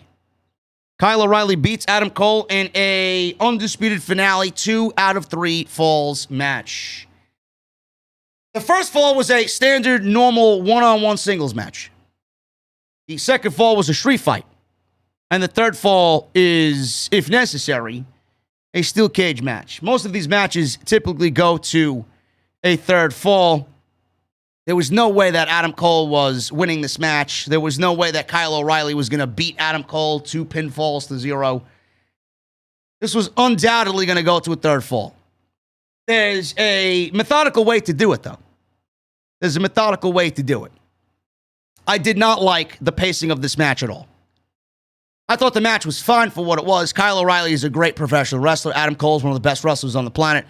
I don't like the way that this match was paced at all. I thought the first fall ended very quickly. It was rather strange that Adam Cole was caught off of a Panama Sunrise into a pinfall so early into the match. And that really kind of set the pace for everything else to kind of just feel off for the rest of the falls that happened in this match. Now, as soon as the bell rang, they went right at each other, and we got a pinfall right at the 3-minute mark. Like right away, we got a pinfall. I don't know why we booked a pinfall so early on. These two guys do what they do best in the ring. They are professional wrestlers. The first fall should have been the longest fall. The first fall should have been the longest fall. They should have really taken a page out of the Adam Cole and Johnny Gargano playbook for their 2 out of 3 falls match in TakeOver in New York City. What happened after that first fall? What happened after that first fall with Johnny Gargano and Adam Cole? It was a situation where it went to one of the guys, and Adam Cole won the first fall. Johnny Gargano, the second fall, he got on the Gargano escape, and Adam Cole pretty much tapped out. He tapped out to the Gargano escape. And he tapped out to the Gargano escape because he knew that he had already won the first fall.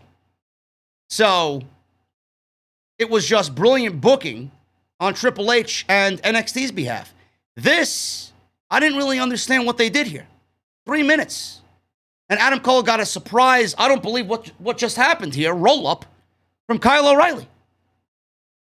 Roll-up off the Panama Sunrise, or a pinfall attempt, a counter to the Panama Sunrise. Into a cradle.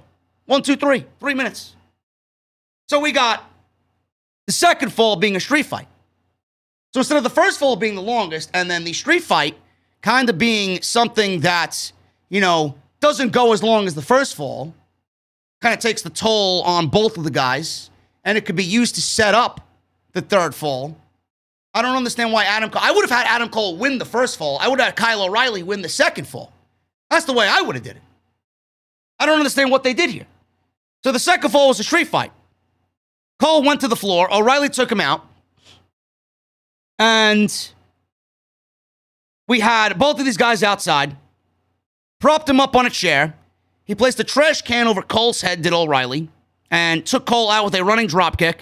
They were back in the ring. O'Reilly tried to climb the ropes, but Cole immediately nailed a super kick, and O'Reilly landed hard on his ribs. So that was number 1.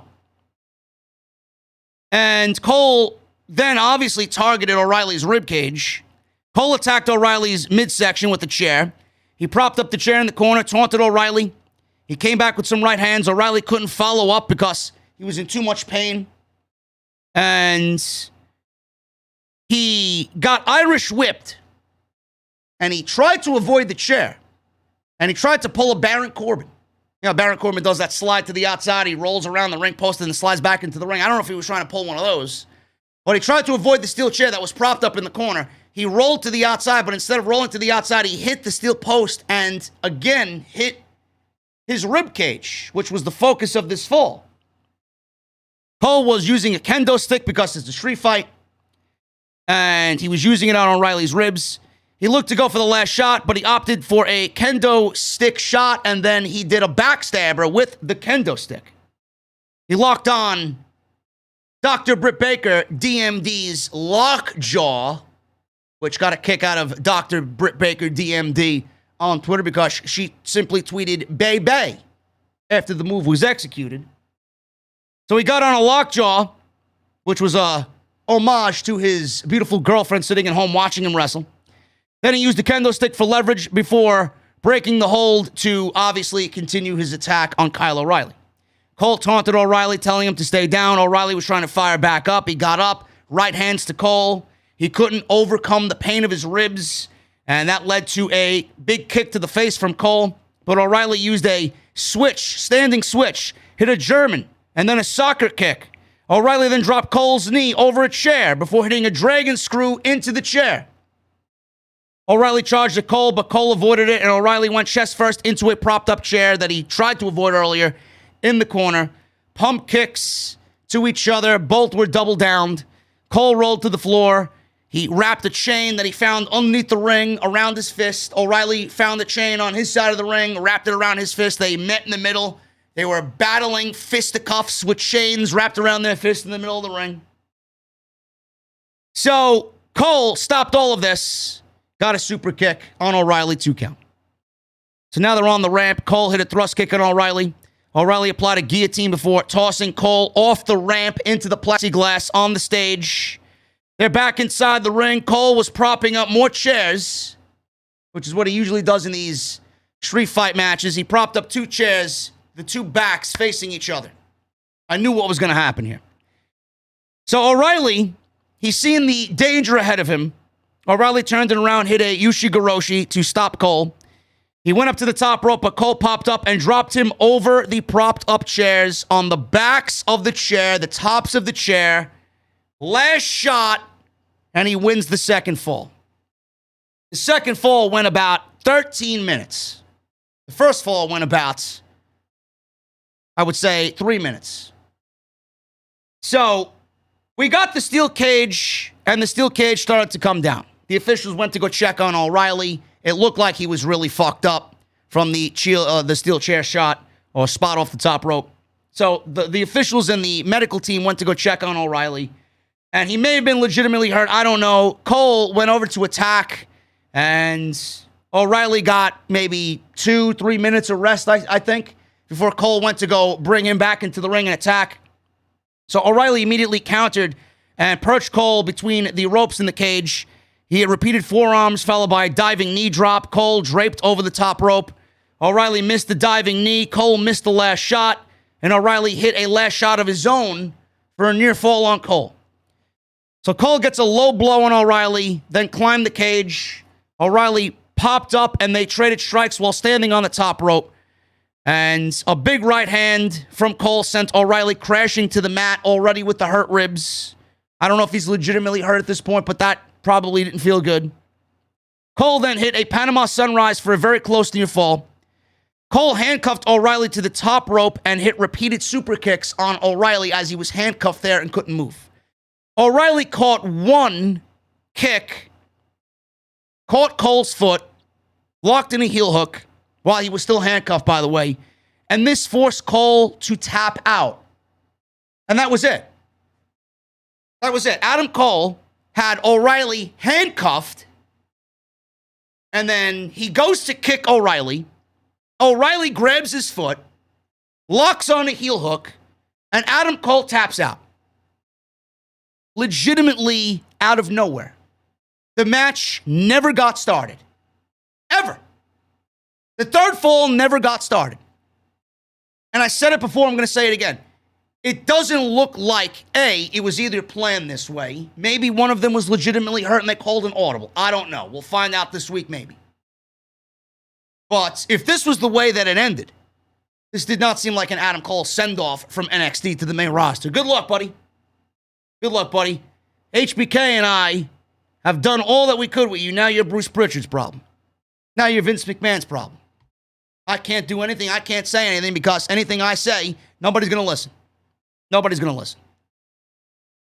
But it looked like to me it wasn't a main roster send-off. It didn't feel like a main roster send-off. It felt like a get the fuck out of WWE, you sign with the enemy team send-off. Instant tap out off of a very weird ending.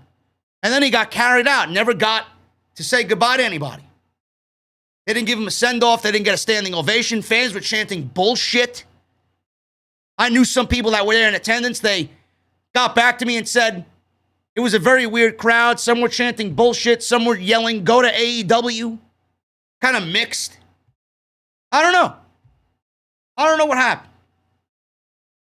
But we'll find out later this week, I guess. But this is not the way I would have booked this match at all, man. The first fall should have went the longest because they're two professional wrestlers. The match that they had at the Great American Bash was awesome. I don't know why they just didn't duplicate what they did there. The first fall should have went the longest.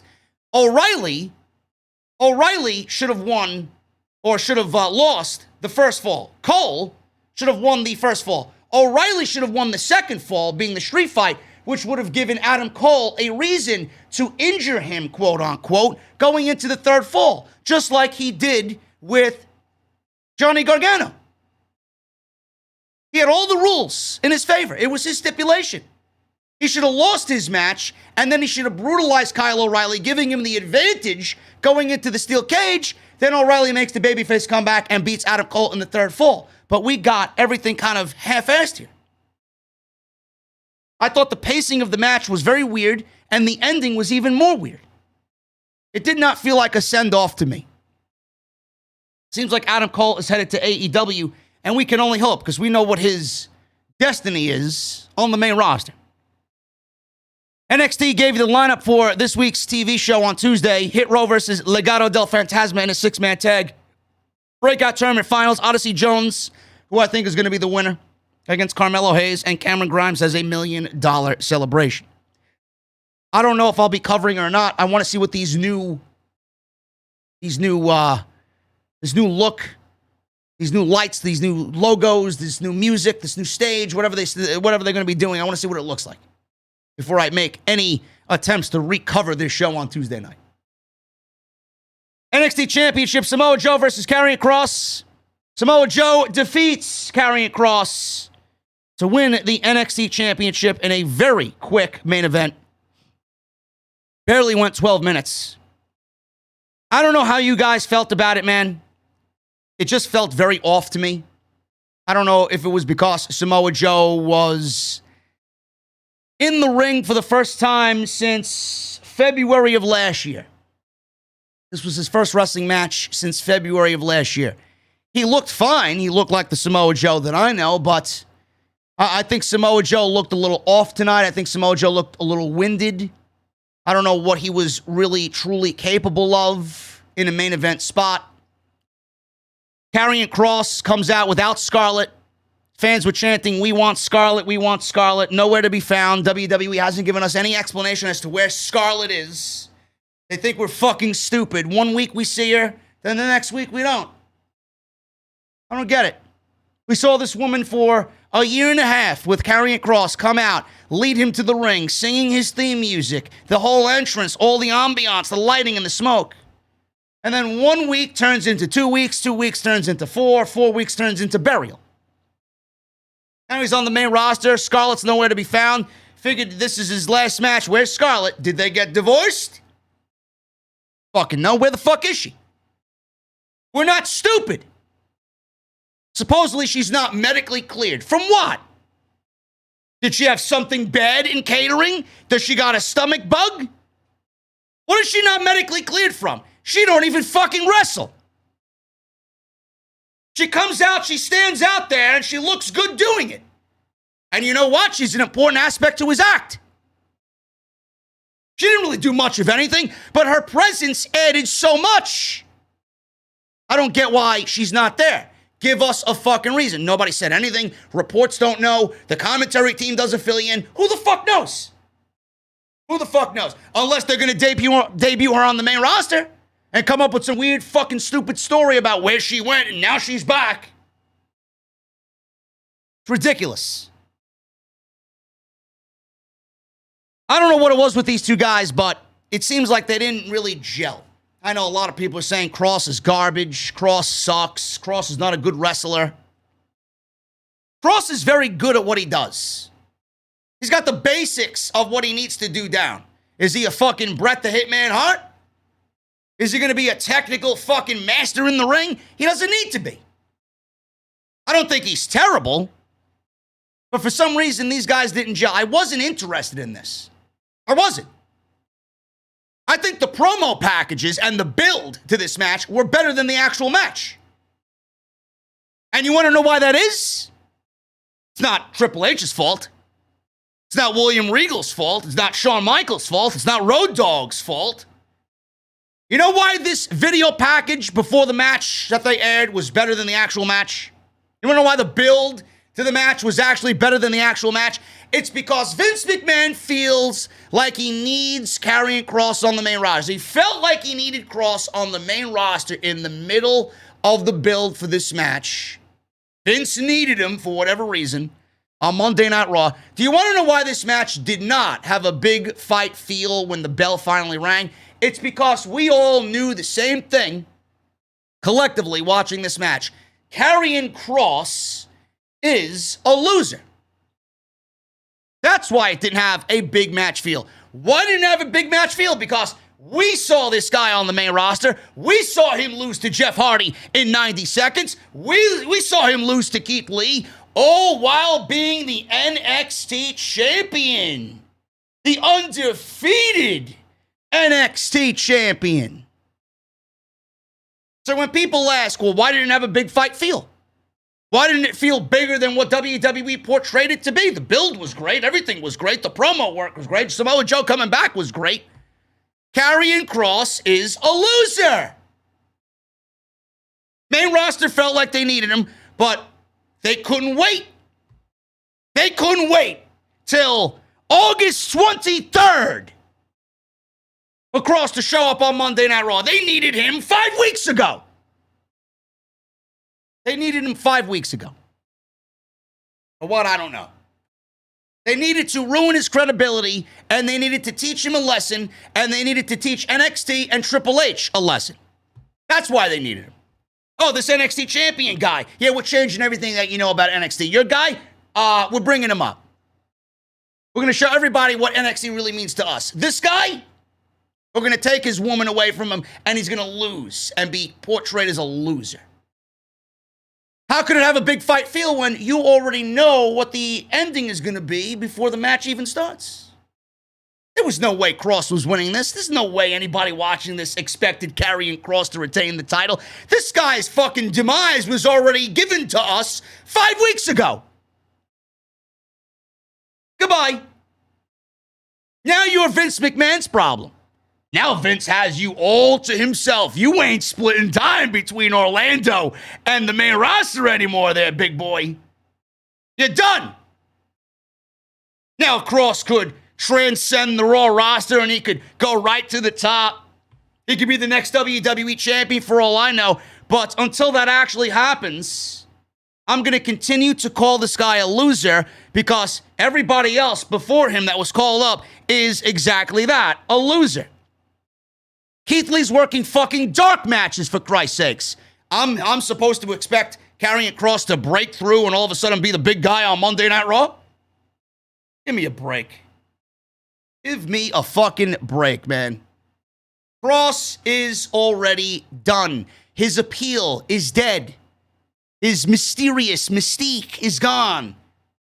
They already ruined his entrance. He feels like everybody else on the show. There's no difference between Baron Corbin and Karrion Kross. None. There's no difference between Cedric Alexander and Karrion Kross. Done. Everything that Vince McMahon did with Karrion Kross killed this match tonight. It was great to see Samoa Joe back in the ring. I think Samoa Joe is great. I don't know what he does with the NXT Championship. They've already teased programs potentially with Pete Dunne. That may be his first opponent coming out of this thing. We have to wait and see what happens. I predicted. I don't know why anybody wants Walter on the main roster. I predicted Walter's going to remain in NXT. I'd love to see Samoa Joe versus Walter. That's what I want to see. Being that we got Draganov taking the title off of Walter. If Draganov's going back to the UK, Walter's staying in the United States. Walter versus Joe. Walter is the guy to take down Joe and win the NXT Championship. I'm all for that. I'm all for that, man. Can you imagine that? I don't think it'll be as brutal as Dragonov and Walter, but I think that would be a money match. That would have a big fight feel. Two big guys beating the shit out of each other. Something didn't work with Kross. And I honestly think it's everything that I just previously mentioned to you guys. Samoa Joe looked good. Kross, Ending came when Kross hit a hammerlock knee strike and a DDT. Couple of 2 counts off of that. Joe finally came back with an overhead throw, giving him some breathing room, some separation.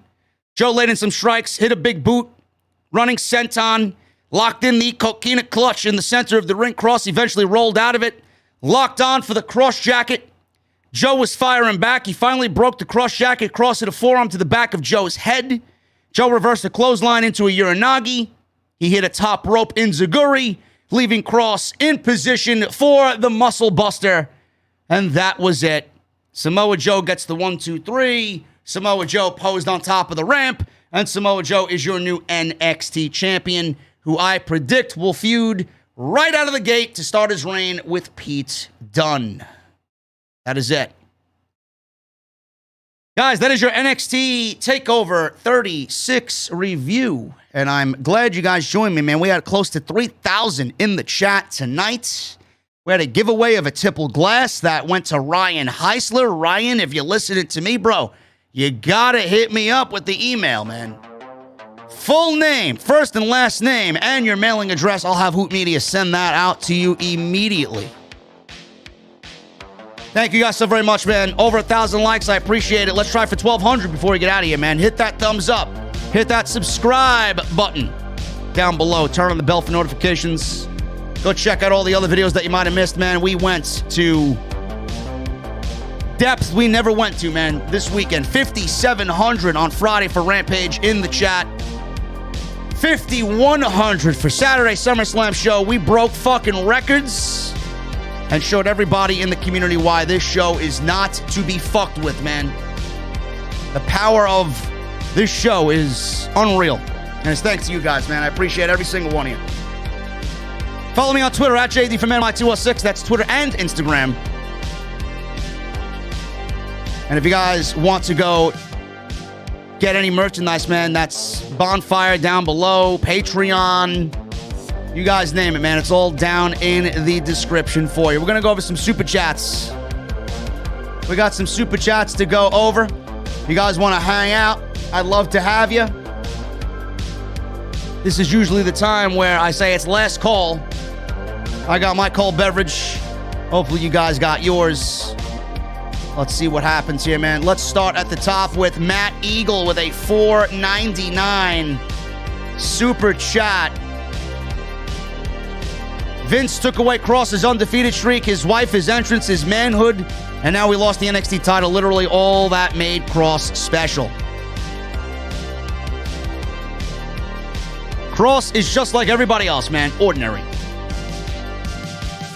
There's nothing special about him anymore. Hooligan with a $5 Super Chat. Dragonov's chest looks like raw hamburger meat. Holy shit. Match of the year contender easily. Happy for Joe.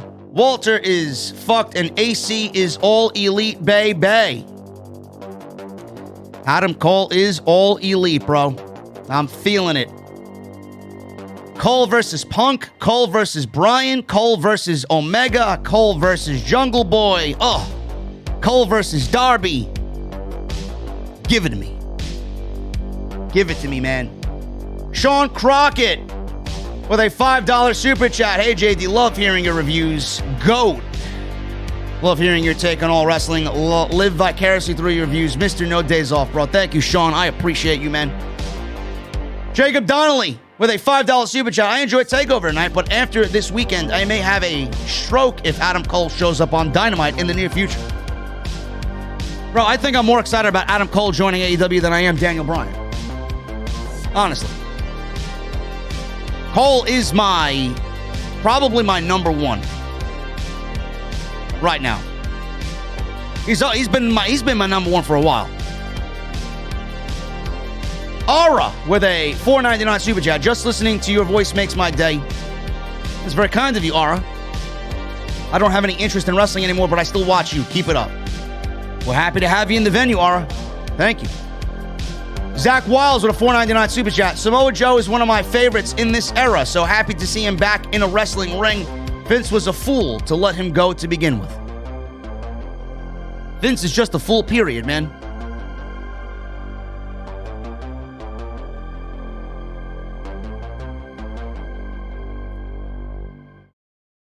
Metalhead for Life with 2 $4.99 super chats. Receive my Summer Scam shirt, and it's awesome. OTS forever. And he says, keep it up. Thank you, Metalhead for Life. Enjoy that Summer Scam shirt, man, because SummerSlam this year, Summer Scam last night was absolutely the biggest scam of the summer. No question. Jacob Donnelly with a $5 super chat. After TakeOver went off the air, the crowd was singing goodbye and chanting Hardy to Kross. He is doomed. Bro, I knew this guy was doomed 6 weeks ago.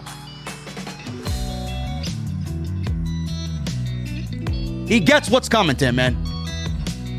He wants to be all fucking positive on Instagram and be patient, this and that. Motherfucker, us fans, we don't have a lot of patience to go around to begin with. You have no idea where you're going. I just find it funny. I really find it funny how his mantra is, welcome to Doomsday. And his catchphrase is TikTok. We're looking at a fucking complete revamping of NXT, and he's going to the main roster. Doomsday? Bro, you have no fucking idea what's awaiting you. Zach Wiles with a $4.99 super chat. If you hire talent based on their looks and weight, you're never going to have another Bam Bam, Mankind, Kevin Owens, etc. All because of their size. Bro, their new mantra is fucking ridiculous, man. I don't get it. Why not have a little bit of both? Why not go out and get your unknowns from track and field and football and MMA and Olympic wrestlers, amateur wrestlers? Why not go and get those guys and women, but also go and look at some indie talent that's ready to go? How long before you get a return on your investment if you're going to train somebody from the ground up, man? Could be 3-4 years before they're even ring ready. Unless you're going to throw some half-ass fucking bullshit at me. Yeah, but as long as they got to look, they're WrestleMania ready. It's fucking stupid, man. 3 to 4 years at best to be ring ready. How long before they're TV ready? How long before the fans are invested in who they are? Is the character going to be right? This is not an overnight fucking process, man. So they're taking somebody that's ready like an Adam Cole and fucking building around him, man. They want their own. But you just brought in one of the best wrestlers on the planet. Make him your own. He's got everything that you would possibly fucking want and dream of. Doesn't make sense to me, man. Reese with a $25 super chat. Thank you, Reese. If Cole were to go to AEW, would you have him debut at Full Gear or on TV? I'd have him show up at Dynamite, man. Doing what? I don't know. I'd have him show up on Dynamite. Mr. No Days Off, he says also. Thank you, brother. MC with a $4.99 super chat. 4 hours of rematches. Yes. 4 hours. I don't even think Raw has enough roster to do 4 hours every week, man. Fallen Exposure with a $2 super chat. You think NXT will be worse than WWE ECW? No. I do not. Mr. Cake with a $5 super chat. If this is the end of NXT, what a way to go down swinging. Thank you, Triple H, HBK, Johnny Ciampa, and thank you, Dusty. Absolutely, thank you, Dusty, man. Absolutely, thank you, Dusty. Jeff Smith becomes a new member of the OTS venue. What are you drinking, brother? What are you drinking, man? Justin Strickland with a $9.99 super chat. Didn't like that Dakota Kai lost and didn't like how Cole O'Reilly match ended. That was a weak finish to the 2 out of 3 falls match. Good show, though. Dragonov and Walter stole the show. Absolutely. They absolutely stole the show. Possible WWE match of the year. Also, he says, with another $9.99 super chat, reports are saying WWE decided to do Brock Lesnar vs. Roman Reigns sometime this year instead of doing it at WrestleMania 39. The reason is because CM Punk's AEW debut. WWE is in panic mode. Bro, let's be real. Lesnar was only brought back, and Becky was fast-tracked because WWE wanted to steal some of AEW's thunder. None of those things made sense. Becky's win didn't make sense. Actually, it did everything to fucking have people hate Becky Lynch. I thought it was fucking atrocious. Brock Lesnar being back reeks of desperation. All we heard was that he was not going to be at SummerSlam. And let's be real.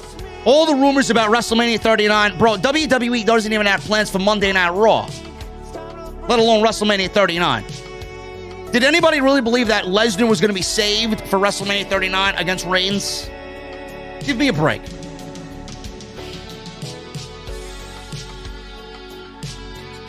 So yes, WWE is absolutely in panic mode. And you know what? AEW's got Daniel Bryan waiting in the wings, man. You know, WWE countered with Becky and Brock. Tony Khan's gonna raise Daniel Bryan and raise with Adam Cole, baby. Tit for tat is coming. Mr. Cake with a $2 super chat. I'd pay to see Walter chop everyone in the Elite. I'd pay to see Walter chop all of Vince McMahon's fucking circus, bro. I pay good money.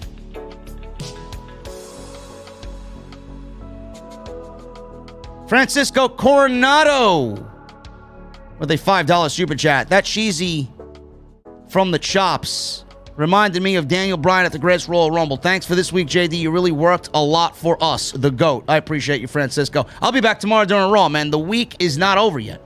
We got a brand new week coming. Right into the fire with Raw. Osama Bin Laden, $2 super chat. I will help Darby Allin beat CM Punk on September 5th. How do you plan to do that, Mr. Bin Laden? Joseph King with a $5 super chat. I recently became a huge fan of Switchblade Jay White. I think he's awesome, but how familiar are you with him and the Bullet Club? Not very. I don't watch New Japan, bro, so I'm going to have to get caught up on whatever I see. I do think that they will be in AEW plans sooner rather than later. Kaio with a $5 super chat. Your content inspired me to start my own channel. Thank you for staying lucid in these dark days. Kaio, thank you so much, man. Good luck with whatever you got planned. Jerry Ramey with a $10 super chat. JD, you went to hell and back for us. Thank you. Cole is going to kill it in AEW. Get some sleep, brother. I certainly will, man. Furious Nation with a $10 super chat. What is up, JD? TakeOver was good tonight. It's going to be very interesting to see what happens with NXT in the coming weeks. TakeOver, in my opinion, was better than SummerSlam. Where the hell was that last night? I don't know, man, but I'm telling you what. I agree with you. SummerSlam was awful. TakeOver, I take TakeOver over SummerSlam any day of the week, bro. Gyro with a $50 in Mexican pesos, man. Thank you so much. Big fan of you from Mexico. Walter is one of my favorites since WXW. I'm terrified of seeing him on Raw or SmackDown. Bro, you don't have nothing to worry about, bro. Walter's not going to the main roster. Walter is not going to the main roster, dude. If it happens, I'd be shocked. James Perry with a $1.99 super chat. He leaves a megaphone emoji. I don't know what that means, but thank you for the $1.99, James. Ace's Adventures with a $4.99 super chat. King of the IWC. Thanks, JD, for these shows. You make wrestling fun. By the way, still rewatching Punk's debut. Chills. Thank you for the kind words, Ace. I watched it quite a few times myself. History. Historic moment. Jerry Ramey with a $5 super chat. If you send, say, a 26-year-old untrained guy or girl and give 4 years training, Vince screws his own mandate. Vince is old, past his prime, senile. It's a good point. Mr. Cake with a $2 super chat. Muscle Buster. I'm so happy to see it back. Yeah, the Muscle Buster, the WWE style Muscle Buster, is a little bit more safer than the usual Muscle Buster. Gurarv with a $1.79. Imagine you bump into Lesnar, what you'll say to him. I don't want to bump into Brock Lesnar, especially not looking like a fucking Viking. Lesnar did look awesome last night, though. And I'm very curious to see where they go with this. Paul Heyman, man, you can't doubt Paul Heyman. Paul Heyman's going to give us a solid storyline. He's really the only one that I want to be all over that, obviously with Brock and Reigns. It's going to be awesome, man. I'm very much looking forward to seeing what they do on Friday. Furious Nation with a $5 super chat. Walter versus Ilja Dragonov, in my opinion, will definitely be match of the year candidate. By the way, you couldn't pay me to take a Walter chop. $5 super chat by Gotham Guy. JD, did you happen to catch the Triple H media scrum on the Vegas tryouts? You could tell by his mannerisms that he didn't believe his own words. Bro, Triple H specifically said he doesn't want any questions regarding anything else but the tryouts. There wasn't even a TakeOver conference call that he usually does every TakeOver. I wonder why. Because Triple H is not in charge anymore, folks. I said this about 3 different fucking times in this podcast alone. Triple H is not in charge of NXT anymore. Osama Bin Laden with a $2 super chat. I will blow Vince up with a C4 and save WWE. Well, you're pretty confident in that, Bin Laden. It's quite the prediction. I don't know if I want that to happen, but blowing up WWE, sure. Save WWE. Put it in the hands of somebody that knows what the fuck they're doing. Guys, I am about to get out of here, man. It has been a long weekend.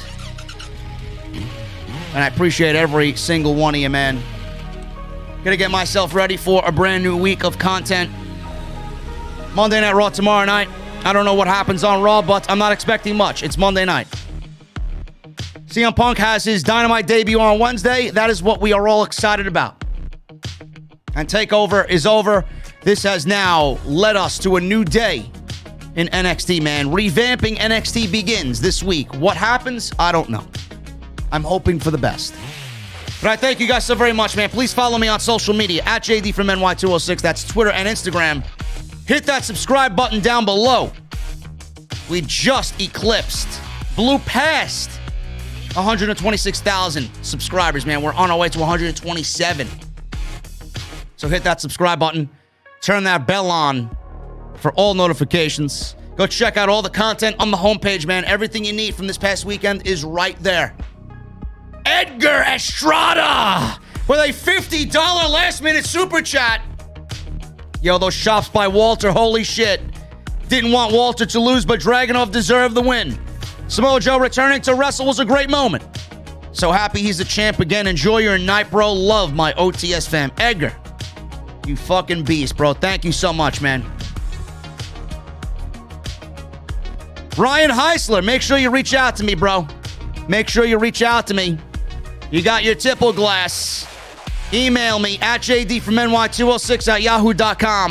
Full name and mailing address. I'll get on that immediately. And make sure you guys go and get yourself a t-shirt, man. Bonfire.com. Link is right underneath the video screen you're watching right now. Guys, I'm getting out of here. I'll see you tomorrow night for Monday Night Raw live on the podcast. We'll be back in the OTS venue. Until then, hit that thumbs up. And I need 2 things from you guys in the chat right now. Number 1, give me those guitar emojis in the chat right now. And number 2, that music you're listening to right now, as soon as that guitar solo comes on, I want that music on max. I'm getting out of here, guys. I'm getting in the Mustang. I'm hitting the highway. I'll see you tomorrow night right back here in the venue for Monday Night Raw on OTS. See you guys later.